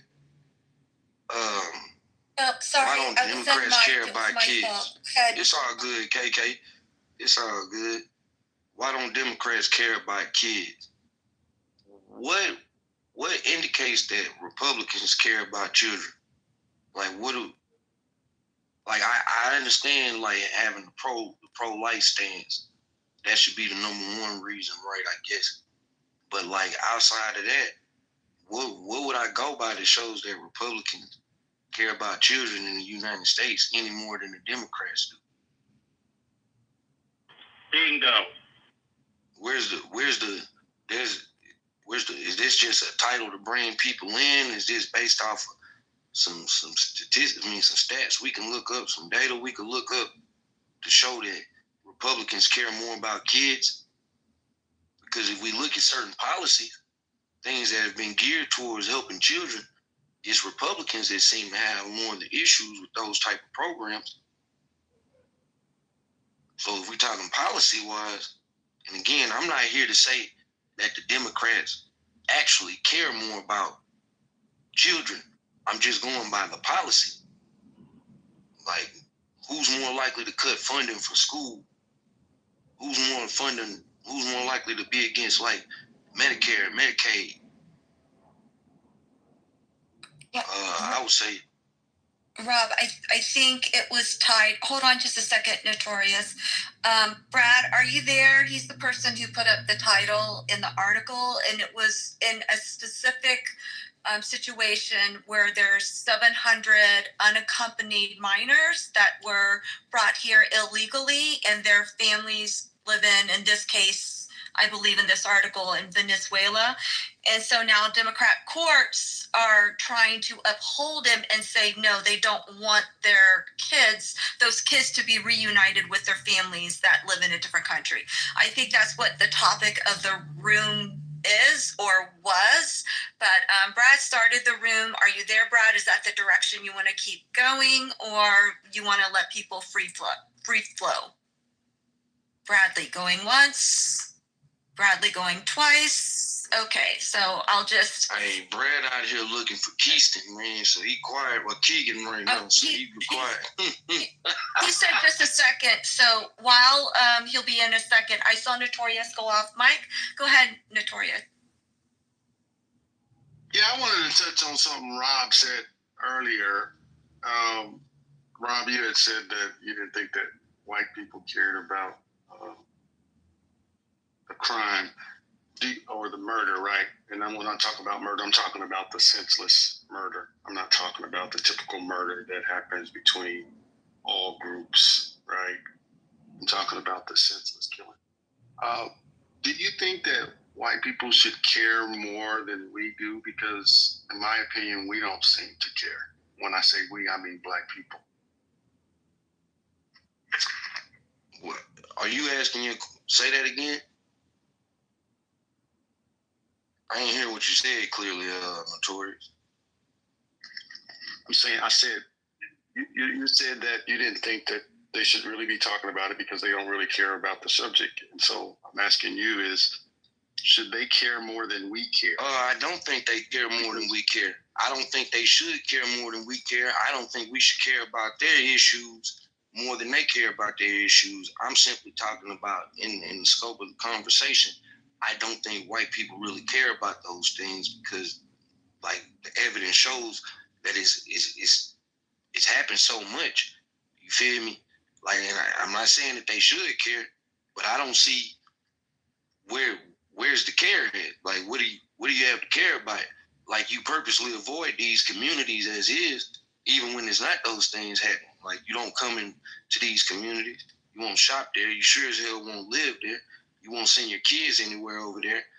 But we're supposed to believe you care about these areas when headline news comes out about the murder stats that's going on. Like, that's my point. Yeah, but why would they shop there or go there if it's unsafe? I mean, you'd have to ask the citizens that live there, like, how we survive, how we actually, like, live normal lives, things like that. Hey, Rob, I'll be honest with you. Most of what's sold on inner cities, and I'll say this for urban areas, I wouldn't buy it. Most of the shit that I buy is literally out of Bass Pro or Cabela's. You know, I'm going out further. I have to find stores that cater to me. My clothing attire, KK can tell you this. She's probably able to pick out what I'm freaking wearing right now. I can tell you is probably select. Either it's coming from like Orvis, over from Ireland.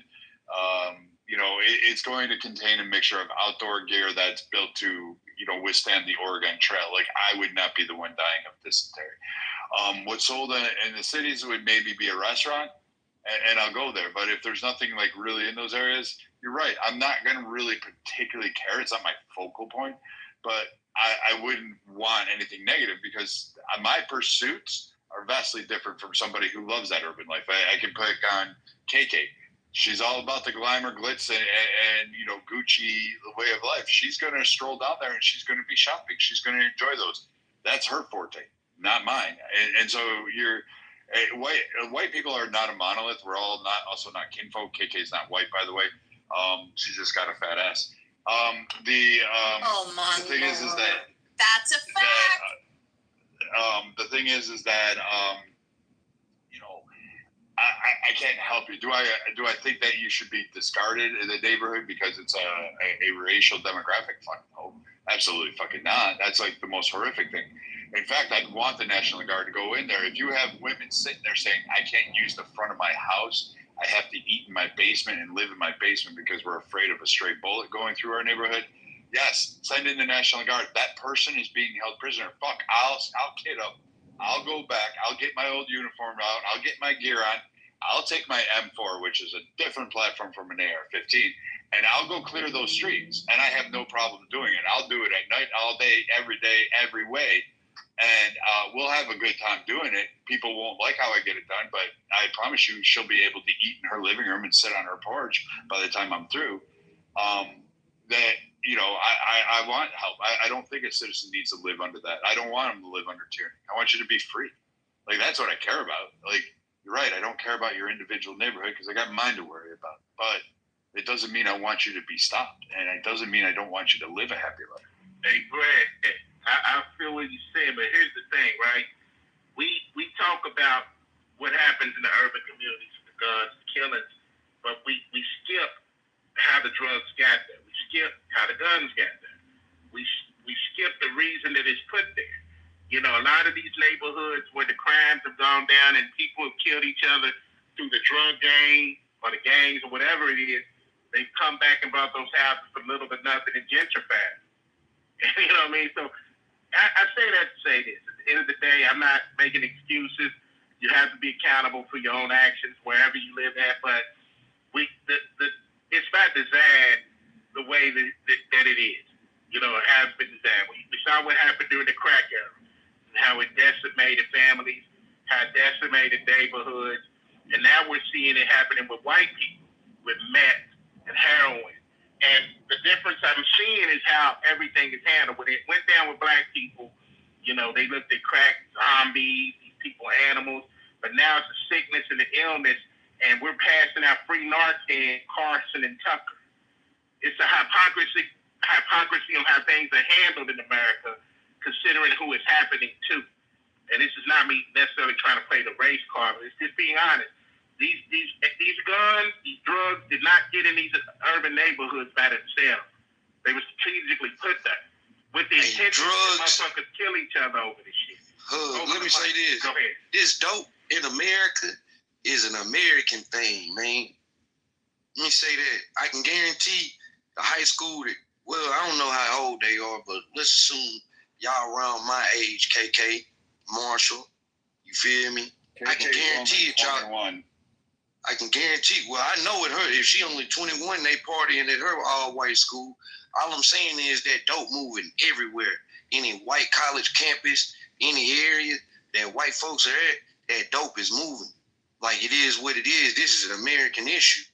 Like, it happens to be in our community. Our communities happen to be a little more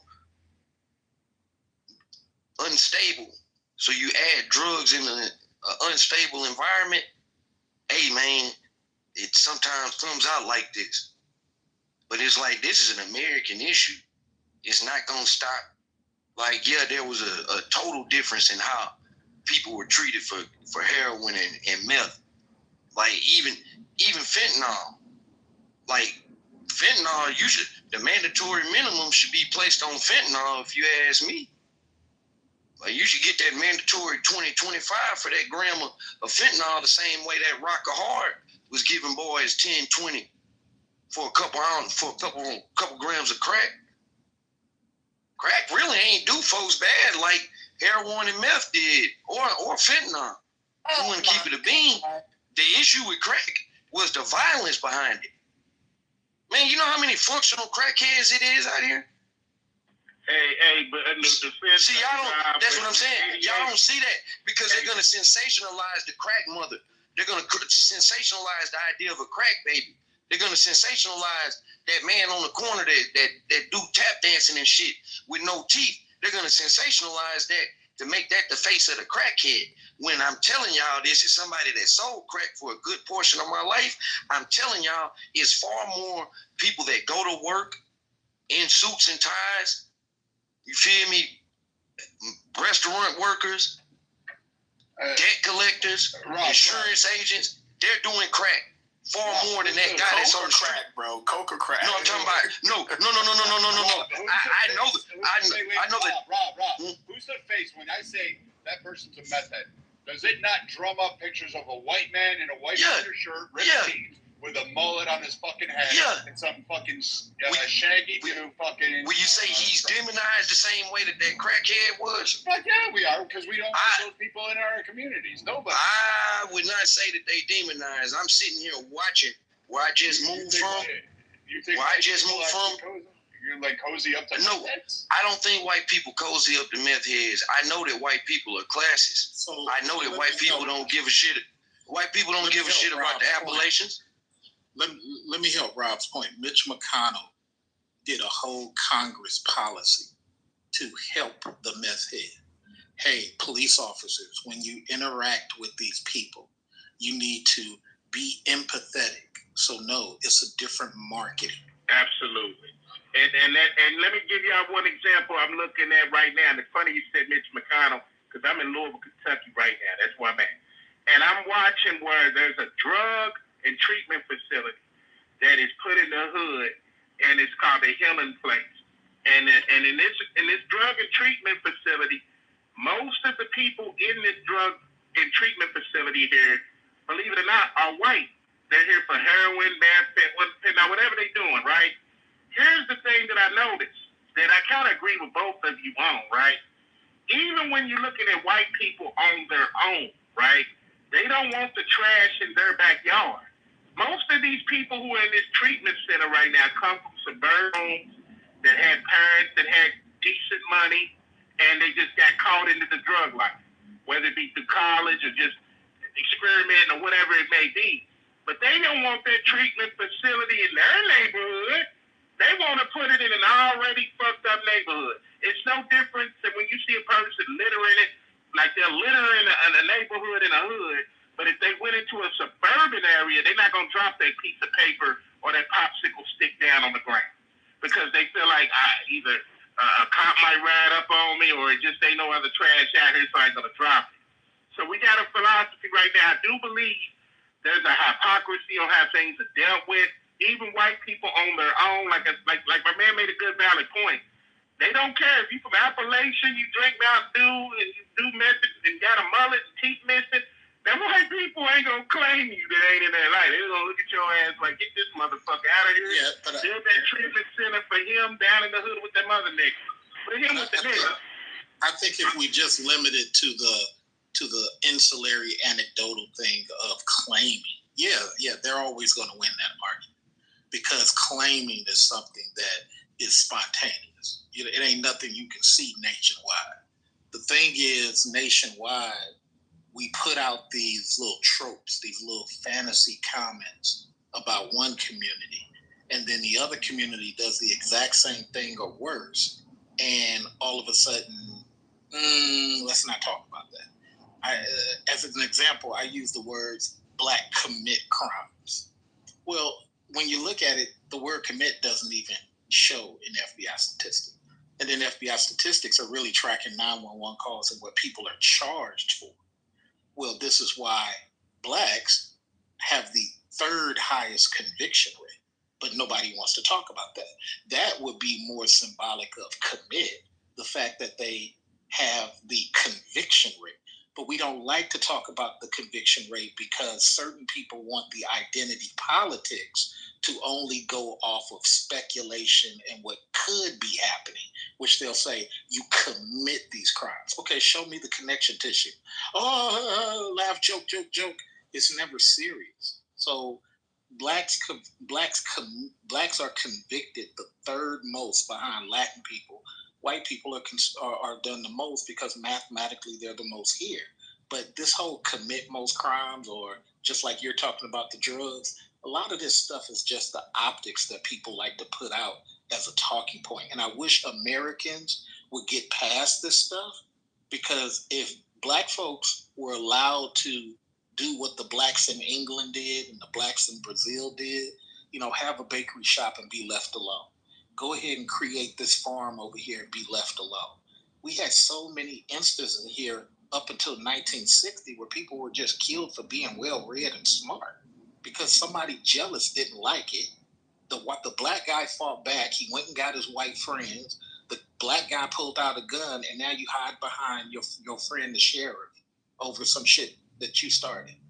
If we didn't have a lot of that, we wouldn't have a lot of this black and white stuff here.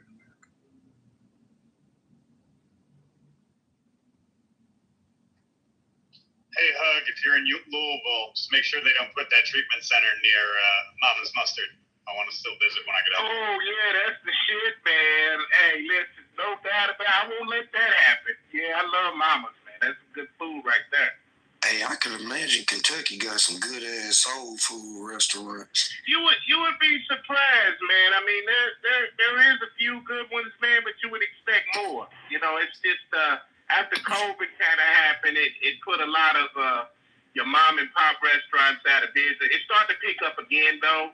So it is looking up. They're starting to kind of reopen a little bit, but for a minute we were lacking for a second. But it is. For as great as a food city as we are, I feel like our soul food kind of declined in Houston over the years. We got a lot more like fusion spots where people is taking soul food ideas. Shit, my business, my company is Soul Fried Rice. I make fried rice, and shit, I use soul food ideas instead of just using, the same Chinese restaurant or Asian recipes. I use soul food recipes, blend them with Asian recipes. So I even do that. You know what I'm saying? But yeah. As far as just like outright like great soul food spots, we don't have them like we used to have them. You're right. You know what's so interesting? You want to know what's so interesting that you just said? One thing I learned about white people and black people that we do have in common, right? So we're going to talk about one of the things we do have in common is white people like good food, black people like good food. I've seen some white people, once they taste some good soul food, they like, this is the shit. And I feel like the thing in America is, man, we got more in common that we want to give each other credit for.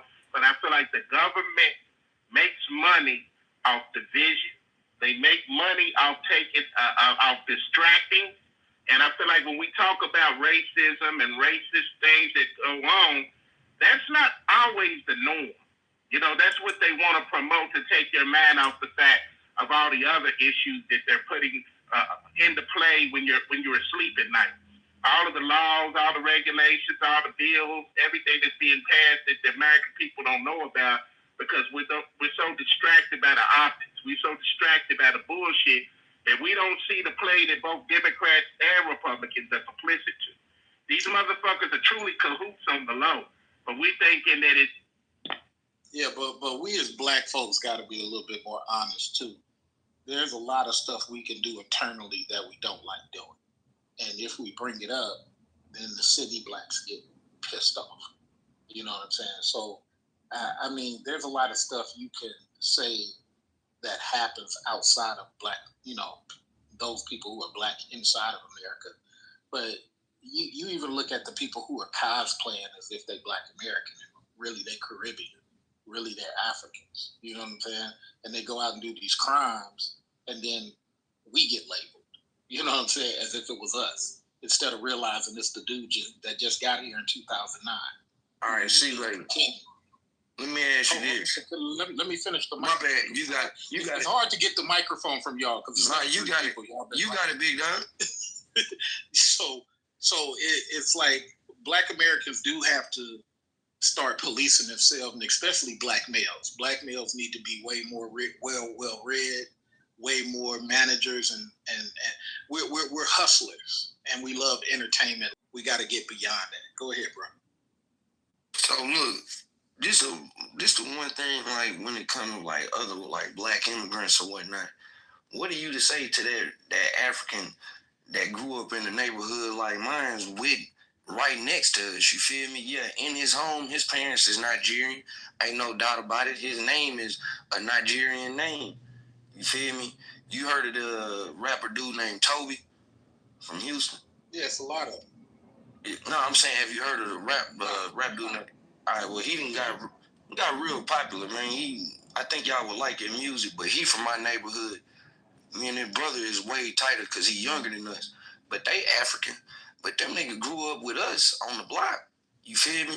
All of their experiences is just like mine from the block. Except for when they went in the house, their dad had that accent. Yeah, they had some cultural things. But it's not that much of a difference when you grow up in the same environments. That's the same when you throw the white boy that grow up in the neighborhood. For all intents and purposes, he's experienced the same things we've experienced. Only difference between him and us is that he's white. He's went to the same schools as us. He's ate with us. He done spent the night at our house. He done been at our granny house. In his mind, he might feel like he's lived a black experience. The same way that there's a black kid that's placed in, I'm going to just say because I'm from Houston, that's placed in Cy-Fair District and around 90% white kids his whole life. His experience are going to be vastly different. I'll say this. I think black Americans and white Americans are the same people. It just our experiences in the country are different.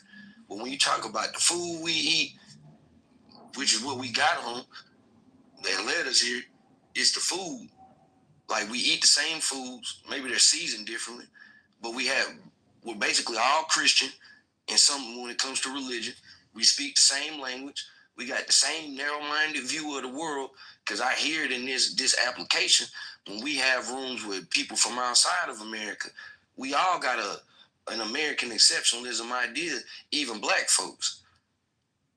But it's like, yeah, man, because of the treatment and because of the ignorance of that treatment, yeah, man, that creates a divide amongst us that's hard to overcome.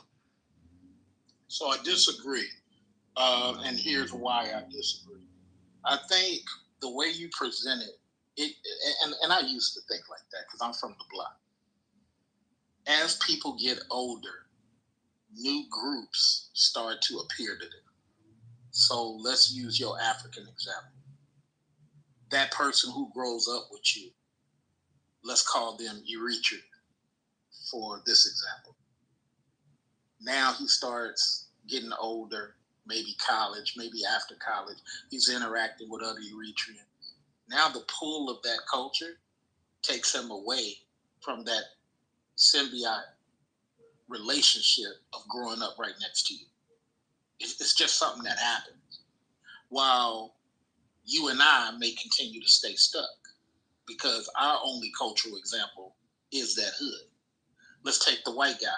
The white guy grew up around us, okay? A couple of white guys stay true to it. Hey, this is how I grew up. This is what it is, Cool. But then other guys start feeling the pull of that Russian influence because guess what? Their grandmother's Russian. And they grew up out here with us. DJ Vlad out here in Berkeley. But the minute you start interacting with other Ukrainians, now all of a sudden, hey, Ukraine. Not so much Rob. Not so much. Rob is like fifth now, maybe fourth. So I think it does a disservice to a lot of us. Just hear me out strategically. It does us a disservice to continue to think just because he eats chitlins, I eat chitlins, he eats greens, I eat green, I listen to this type of music.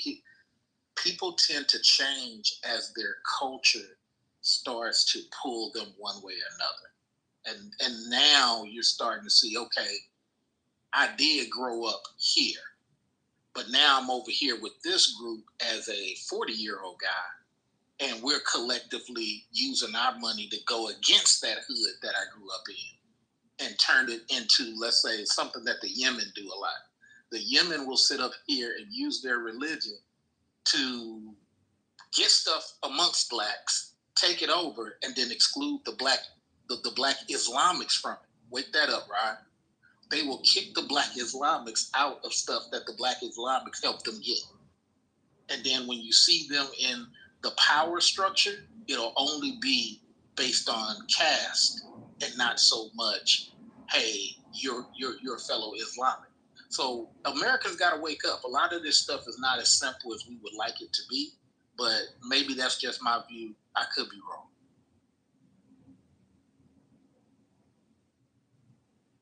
I don't think it's a wrong, right thing in this particular phase of the convo because we all talking about our perspective as Americans.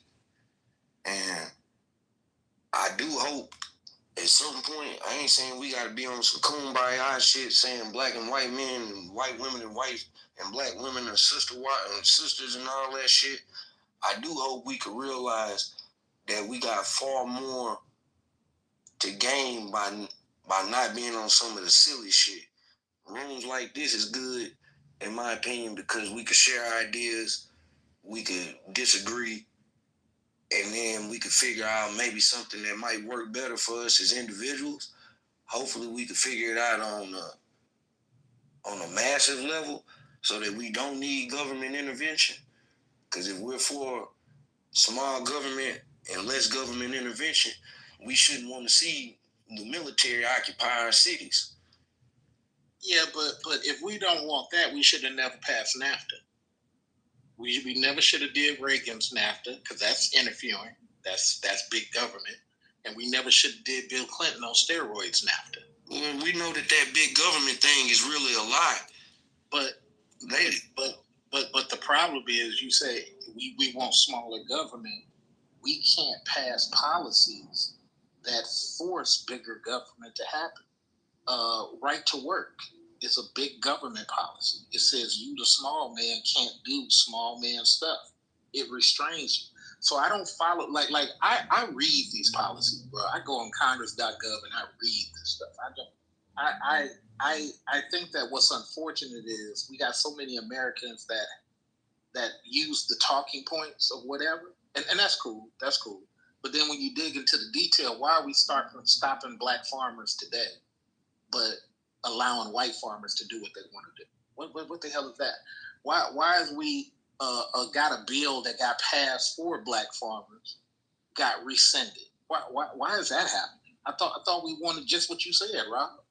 But when we play these games in politics, where we push the narrative of, hey man, look, let's just get along. Let's just cool. I'm with that. And then here comes a WTO policy. Whoa, what are we doing? Whoa. So you're going to help people outside the country make a company, and you're going to restrict the people inside of the country from competing? That's big government like a mug. But see, like, when I think the benefit of us being able to kind of find common ground is that, like, a conversation with you just dropped can now be articulated in a way that they not gonna get outside of actually being around certain black folks. They not gonna hear these perspectives for them to see that maybe we've been off and why we have the issues with our politics like we do. Like, so that's why I say it's important for people to have these conversations. Seriously, because, like, I don't deal with a lot of white people outside of maybe going to work. You know what I'm saying? I don't talk to them about their perspective on America. So it would be easy for me to just shit on their perspective because they are the majority and we've done shit historically from America and white Americans, excuse me. But nah, we need C-Lay to drop that type of knowledge on them boys because that shit is relevant. Super relevant. Yeah, I just want more brothers to be well read on it. So I'm going to drop a book from you by Barbara Honecker. It'll teach you everything you know about to know about politics. I promise you. Go read October Surprise. Go ahead and read that book. $3, $5. All right. And it will teach you everything, Rob, that you want to know about politics in and out. So this conversation has derailed my room. I've been kind of busy right now. I'm packing up for the weekend. I got an expedition to take forth, and I have some other things for work going on. Then I had to step away, but I've been listening a little bit. And I appreciate some of the insights and it takes between Rob and Celie, but that wasn't the intent of my room. You can go have a room on some of the topics. I don't really include racial topics in my rooms because I'm going to be honest with you, I don't give a damn. It's up there with religion. I don't care about religion. I don't care who your sky daddy is, and I don't care what race you are. It doesn't make a difference to me. A lot of the race rooms I find, platform themselves on antiquity and need. There's a lot of hypocrisy when it comes to minority empowerment rooms and where the grift and pull is going to be. Where, for instance, in this conversation, there'll be a pushback against Caribbean or African immigrants coming in and collectivizing and saying, hey, there's a stigma when it comes to America and there's oppression, but I don't want them with us. But then I want assistance from it. And so I think, honestly, a lot of people, when they try to desegregate races in this country, they really aren't the ones that we should be listening at the table. And I think segregation is fine if you want to do it. Do your own thing. I fucking don't care. If you want to go live in the Ozarks and be in an all-white community, hats off to you. You want to go in northern Georgia and be in an all-black community, go ahead. Hats off to you. Go build it. I'm all about it. Have fucking fun. See if you can do it. Have power to you. I wish you the best. Hopefully everything works out for you. You can grow your vegetables, get your water, and everything will be peace. But really, the country does need to not recognize two races. It just needs to recognize American and non-American. That's basically where we need to go. And until people are ready to accept that, then all the rest of it is just fun. Every group's been oppressed here except for the waspy fucking Protestant ones that came from England and the Germans. Outside of them, every other culture group has been demonified, killed, hung, enslaved in some fashion or facet, and been punished and cruelly abused by the United States government and the American citizens that are here. And ideally by Americans that generally at large have their own perspective on what is and what isn't allowed in America. So I'm going to drift this back to the kids today. And Marshall, welcome to the room. Patricia and others. I wanted to talk about the fact that 700 kids were found to have their parents overseas, Guatemala primarily. And the Democrat Party blocked them from reunification with their parents. They want them to stand. So they're not born here. They're not American citizens.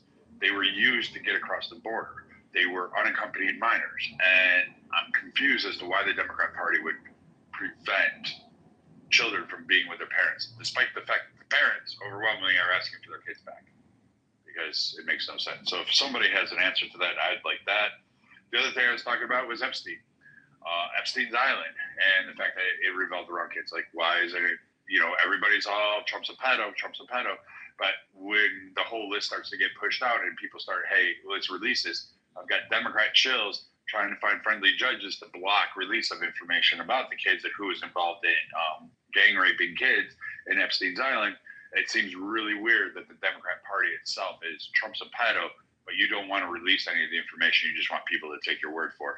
And I thought we fell for that shit under Shifty Shift before. So I'm not sure. So, Marshall, what do you think? Or anybody else?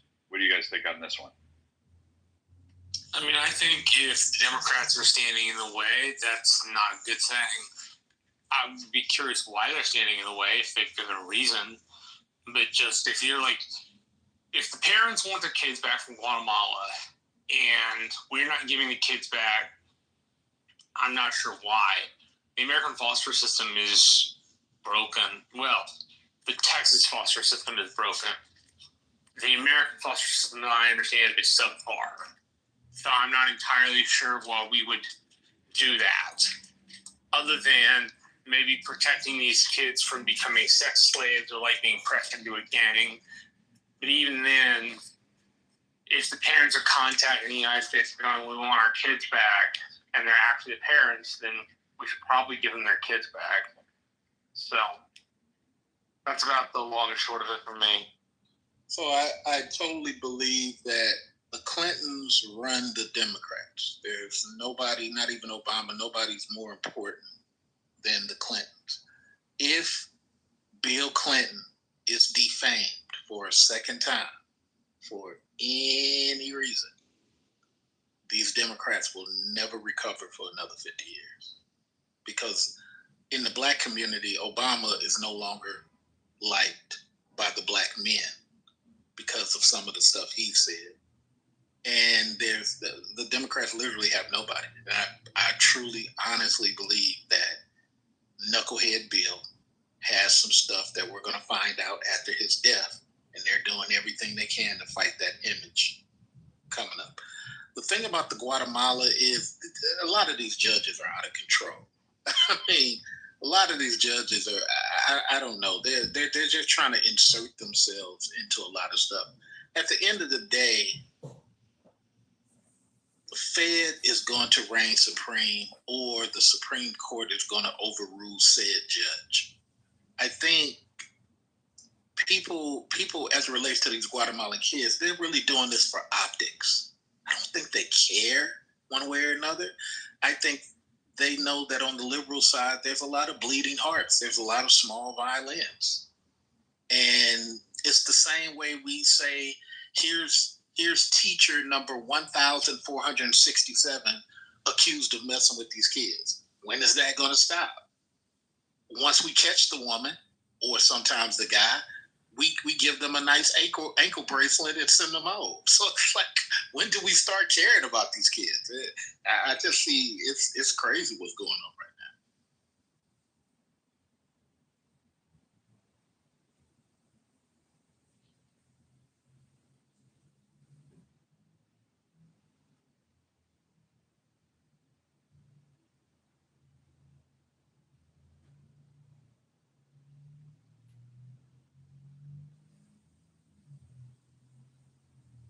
Sorry, I have bad service. I'm driving. What I think is problematic. Excuse me. Hold on. Sorry. I think what is problematic are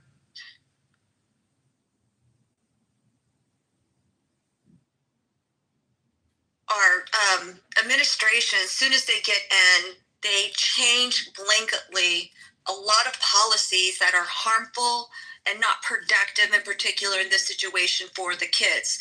So I don't know, for those that were in the room earlier, we had talked about ORR. That's basically when a child crosses the border, they have to get in, they have to be passed over into possession within 72 hours, and then they place them into like a foster home or a state-run home to protect them until they can be reunited with the sponsor, let's say a family member in the United States.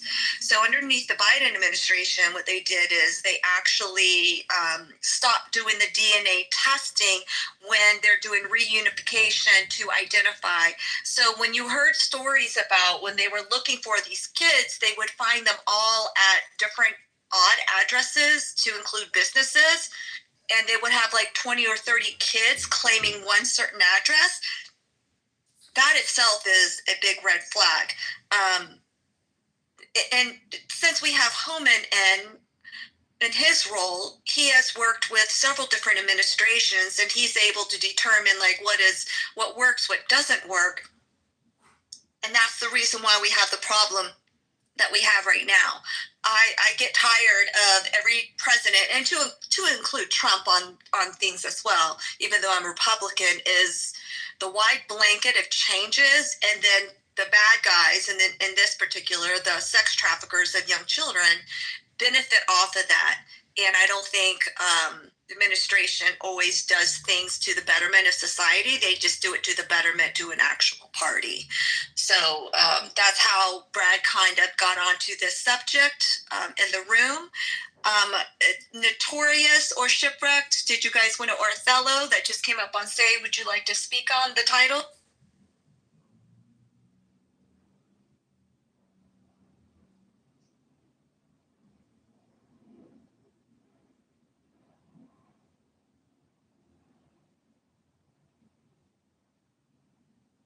Okay, so what I'm going to do, since the stage is quiet and I'm coming in and out of service because I'm driving right now, I'm going to go ahead and close the room. It's been going for a couple hours, if I understand, unless there's a new person that would like to come up on stage. Anyone new that would like to come up on stage to speak on the topic? No. Okay, so I'm going to go ahead and close the room. Thank you all for joining.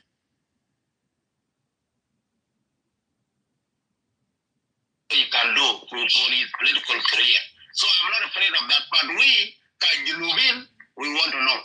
Now we are still connected with them. There is a 100%, and that is why they are dragging these gentlemen. I can, they are not the maybe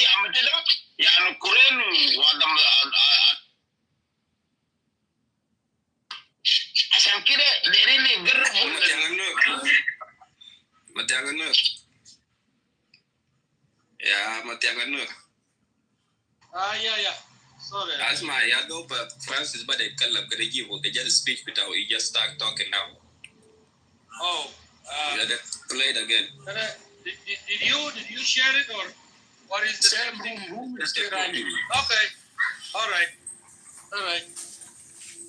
Yeah, whenever you guys are okay with it, then you can. No, go ahead. Let's just listen to Francis first. No, whenever you guys have enough, just mute me because I'm doing something here. Okay.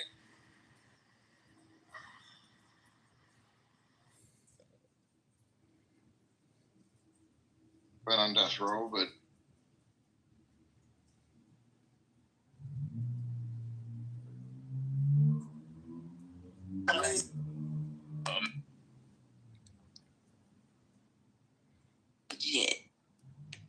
No, they're legitimate contractors with the United States government. Yeah. The Federal Reserve is legitimate contractors with the United States government to manage the economy of the United States. They're essentially a cabal at the end of the day. They're a cartel. Facts. I didn't hear him. What did he say? They're basically a cartel. Okay, thank you. Maybe that's what I was trying to say. Okay, gotcha. When the cartel became legitimate. When they bailed the United States out and banking 2 or 3 times. When they bailed the United States out and banking, see, it's funky how the money is gone. Since when they took the money off of actual gold and silver, tangible things, yes, and people started using these fiat notes. See, when you start using them fiat notes, they can print them out of thin air. They don't have to be leveraged or weighted against anything. And what happens is debt actually creates the money. Say a person wants to go in and get a mortgage for a house. Now let's take that and jump it up. A developer wants to go in and get a loan for the development of an entire community. Well, they're going to get the money at its highest value. Probably going to get the nastiest part of the interest rates. Depending on how they set it up, they'll be able to dump it off in about 2 years and walk away from the bank. Just depending on how they got it structured. When the money is borrowed, that's when the order goes up to the Treasury and they go, hey, we need this. This is what the money we're going to pull. And then the Federal Reserve will go, hey, print this. And the United States Mint is where the money is printed. But it comes through a request for debt. So literally every dollar that's produced is already in debt. Now, once they send it to the Mint, there's a particular fee that goes along with printing the dollar. So that's going to eat into its value even more. But when you get a lot of them at one time in one location, they have a little bit more leverage. So by the time they trickle down, they have lost even more of their value. Y'all understand what I'm talking about? Base economics, especially how it works over here in America. So what the Federal Reserve does is they control the interest rate. Now remember, they did a request for the loan. Nobody asked to borrow any money for the interest rate, did they? They never asked to create the money for the interest. So now you have the existence of, say, $50 million, but there's an interest rate attached to $50 million that nobody ever printed. So now, no matter how that $50 million is put out there, every one of those bills has a recoupable value that's going to be attached to it. That labor the person's going to use in order to get it, that circulation and all of that stuff. And it gets broke down more and more as it gets further down the chain. So by the time it gets to the end user on the streets buying a pack of gum, that dollar is worth maybe about 37 cents. Boom. And then also lawful let me add this caveat too. Far too often, too many people focus on the interest rate and where the interest rate is at, but they don't learn or focus enough on the difference between interest rate and interest cost. Oh, Lou, let me finish, because it ain't got nasty. The nastiest part of this is, remember, they never printed the money for the interest. So for every person that makes good on a debt plus interest, what has to happen? Other people have to default on their loans because the money to pay the interest doesn't exist. And if every person who pays off their loans with the full amount of interest, it automatically puts people in a default. It's automatic. Man, I still ain't gonna trade capitalism for none of this shit a lot of these motherfuckers I heard today was talking about. Like, Eagle Hawk is my motherfucking homie. But boy, you benefit the most from capitalism. You benefit from the bureaucracy side of capitalism with them government contracts. But if we went back to the gold standard, nigga, all the money that we got in our pocket, boy, that shit would have been evaporated. Oh, first off, it ain't worth shit. Why?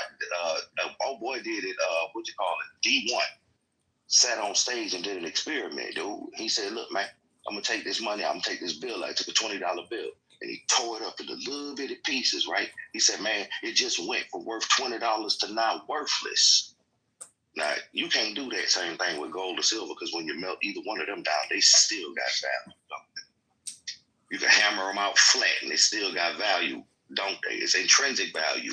Land, that always gonna have value, period. I don't care what you say, it's gonna have value. It may be a low one, it may be a high one, based on estimated on the development and its ability to provide certain things. However, it will always have value, even if it's a swamp, as Walt did. Now, this paper money, which is now digital currency, because you don't even have to have the paper money no more. So if you master the stock market, you make enough money to where you can pay your taxes and pay off your house to where you don't have a mortgage. And how valuable is this fake paper money now?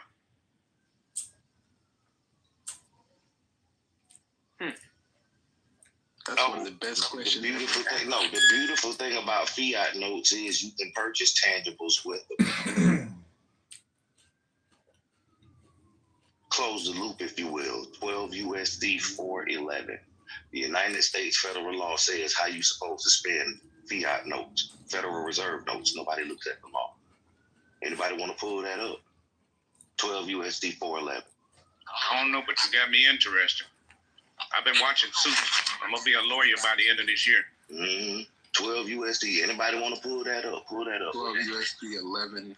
411. Nope. 12 USC 411. Okay, my bad. Oh no, because you got to get the right law to get the right thing. You gotta be clear, man. Okay.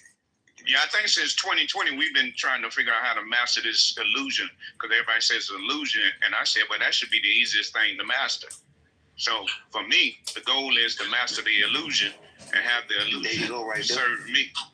The issuance to reserve banks in the nature of obligation and redemption. Yes, that's it. Please read what that says. Federal Reserve notes to be issued at discretion of the Board of Governors of the Federal Reserve System for the purpose of making advances to the Federal Reserve banks through the Federal Reserve agents as hereinafter set forth, and for no other purpose are authorized. Hold on, stop right there. Are you a Federal Reserve agent? Please read. Are you a Federal Reserve agent? I would like to say yes. Not yet. I don't know. So they pay you a salary. You get a check from the Federal Reserve that shows that you are an employee of the Federal Reserve. Are you a Federal Reserve agent? Damn, Alpha Barkley asked James, had he ever been swallowed? God, now that's... Oh, Lord, not swallowed up. Swallowed up. Why you do that? Why you do that, sis? Look, I didn't even say what it say, though. This the law. The law literally says. Look, the law says what it says. No, the law says exactly what it says, though, for real. It says for Federal Reserve agents as it hereinafter set forth and for no other purposes are authorized. The said note shall be the obligations of the United States and shall be receivable by all national and member banks of the Federal Reserve banks and for all taxes, customs, and other public dues. Why are you paying taxes and customs? Says here, and what do we say?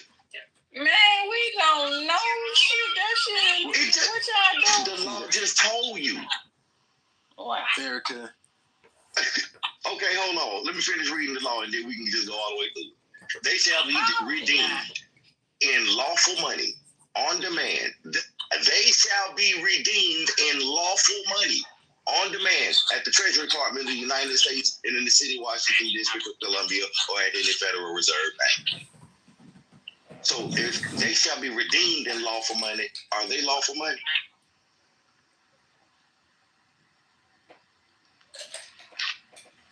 I don't know. You got my brain hurting over here. It says here, the notes shall be obligations of the United States and shall be receivable by all national and member banks and the Federal Reserve banks, and for all taxes, customs, and public dues, they shall be redeemed in lawful money on demand at the Treasury Department of the United States in the city of Washington, District of Columbia, or any Federal Reserve bank.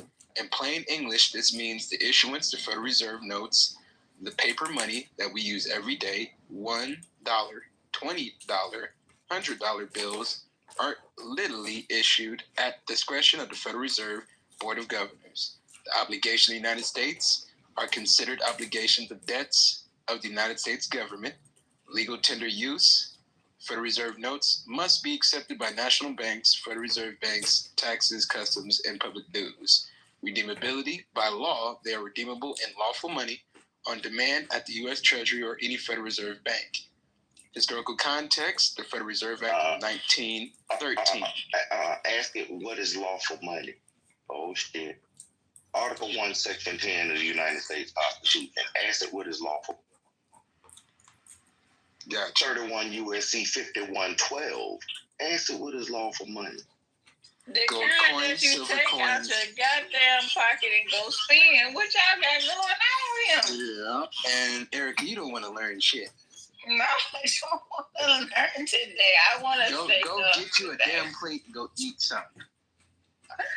No, I'm hungry. I don't want to learn today either. Yeah, you gotta go eat you a sausage leg. You gotta understand. So does drug dealer money count? Exactly. Federal Reserve notes, correct? Nah, that shit don't count, man. That's why, you know what I mean? People have... Shut up, Kareem. Nah, man, people... Shit, yo. Just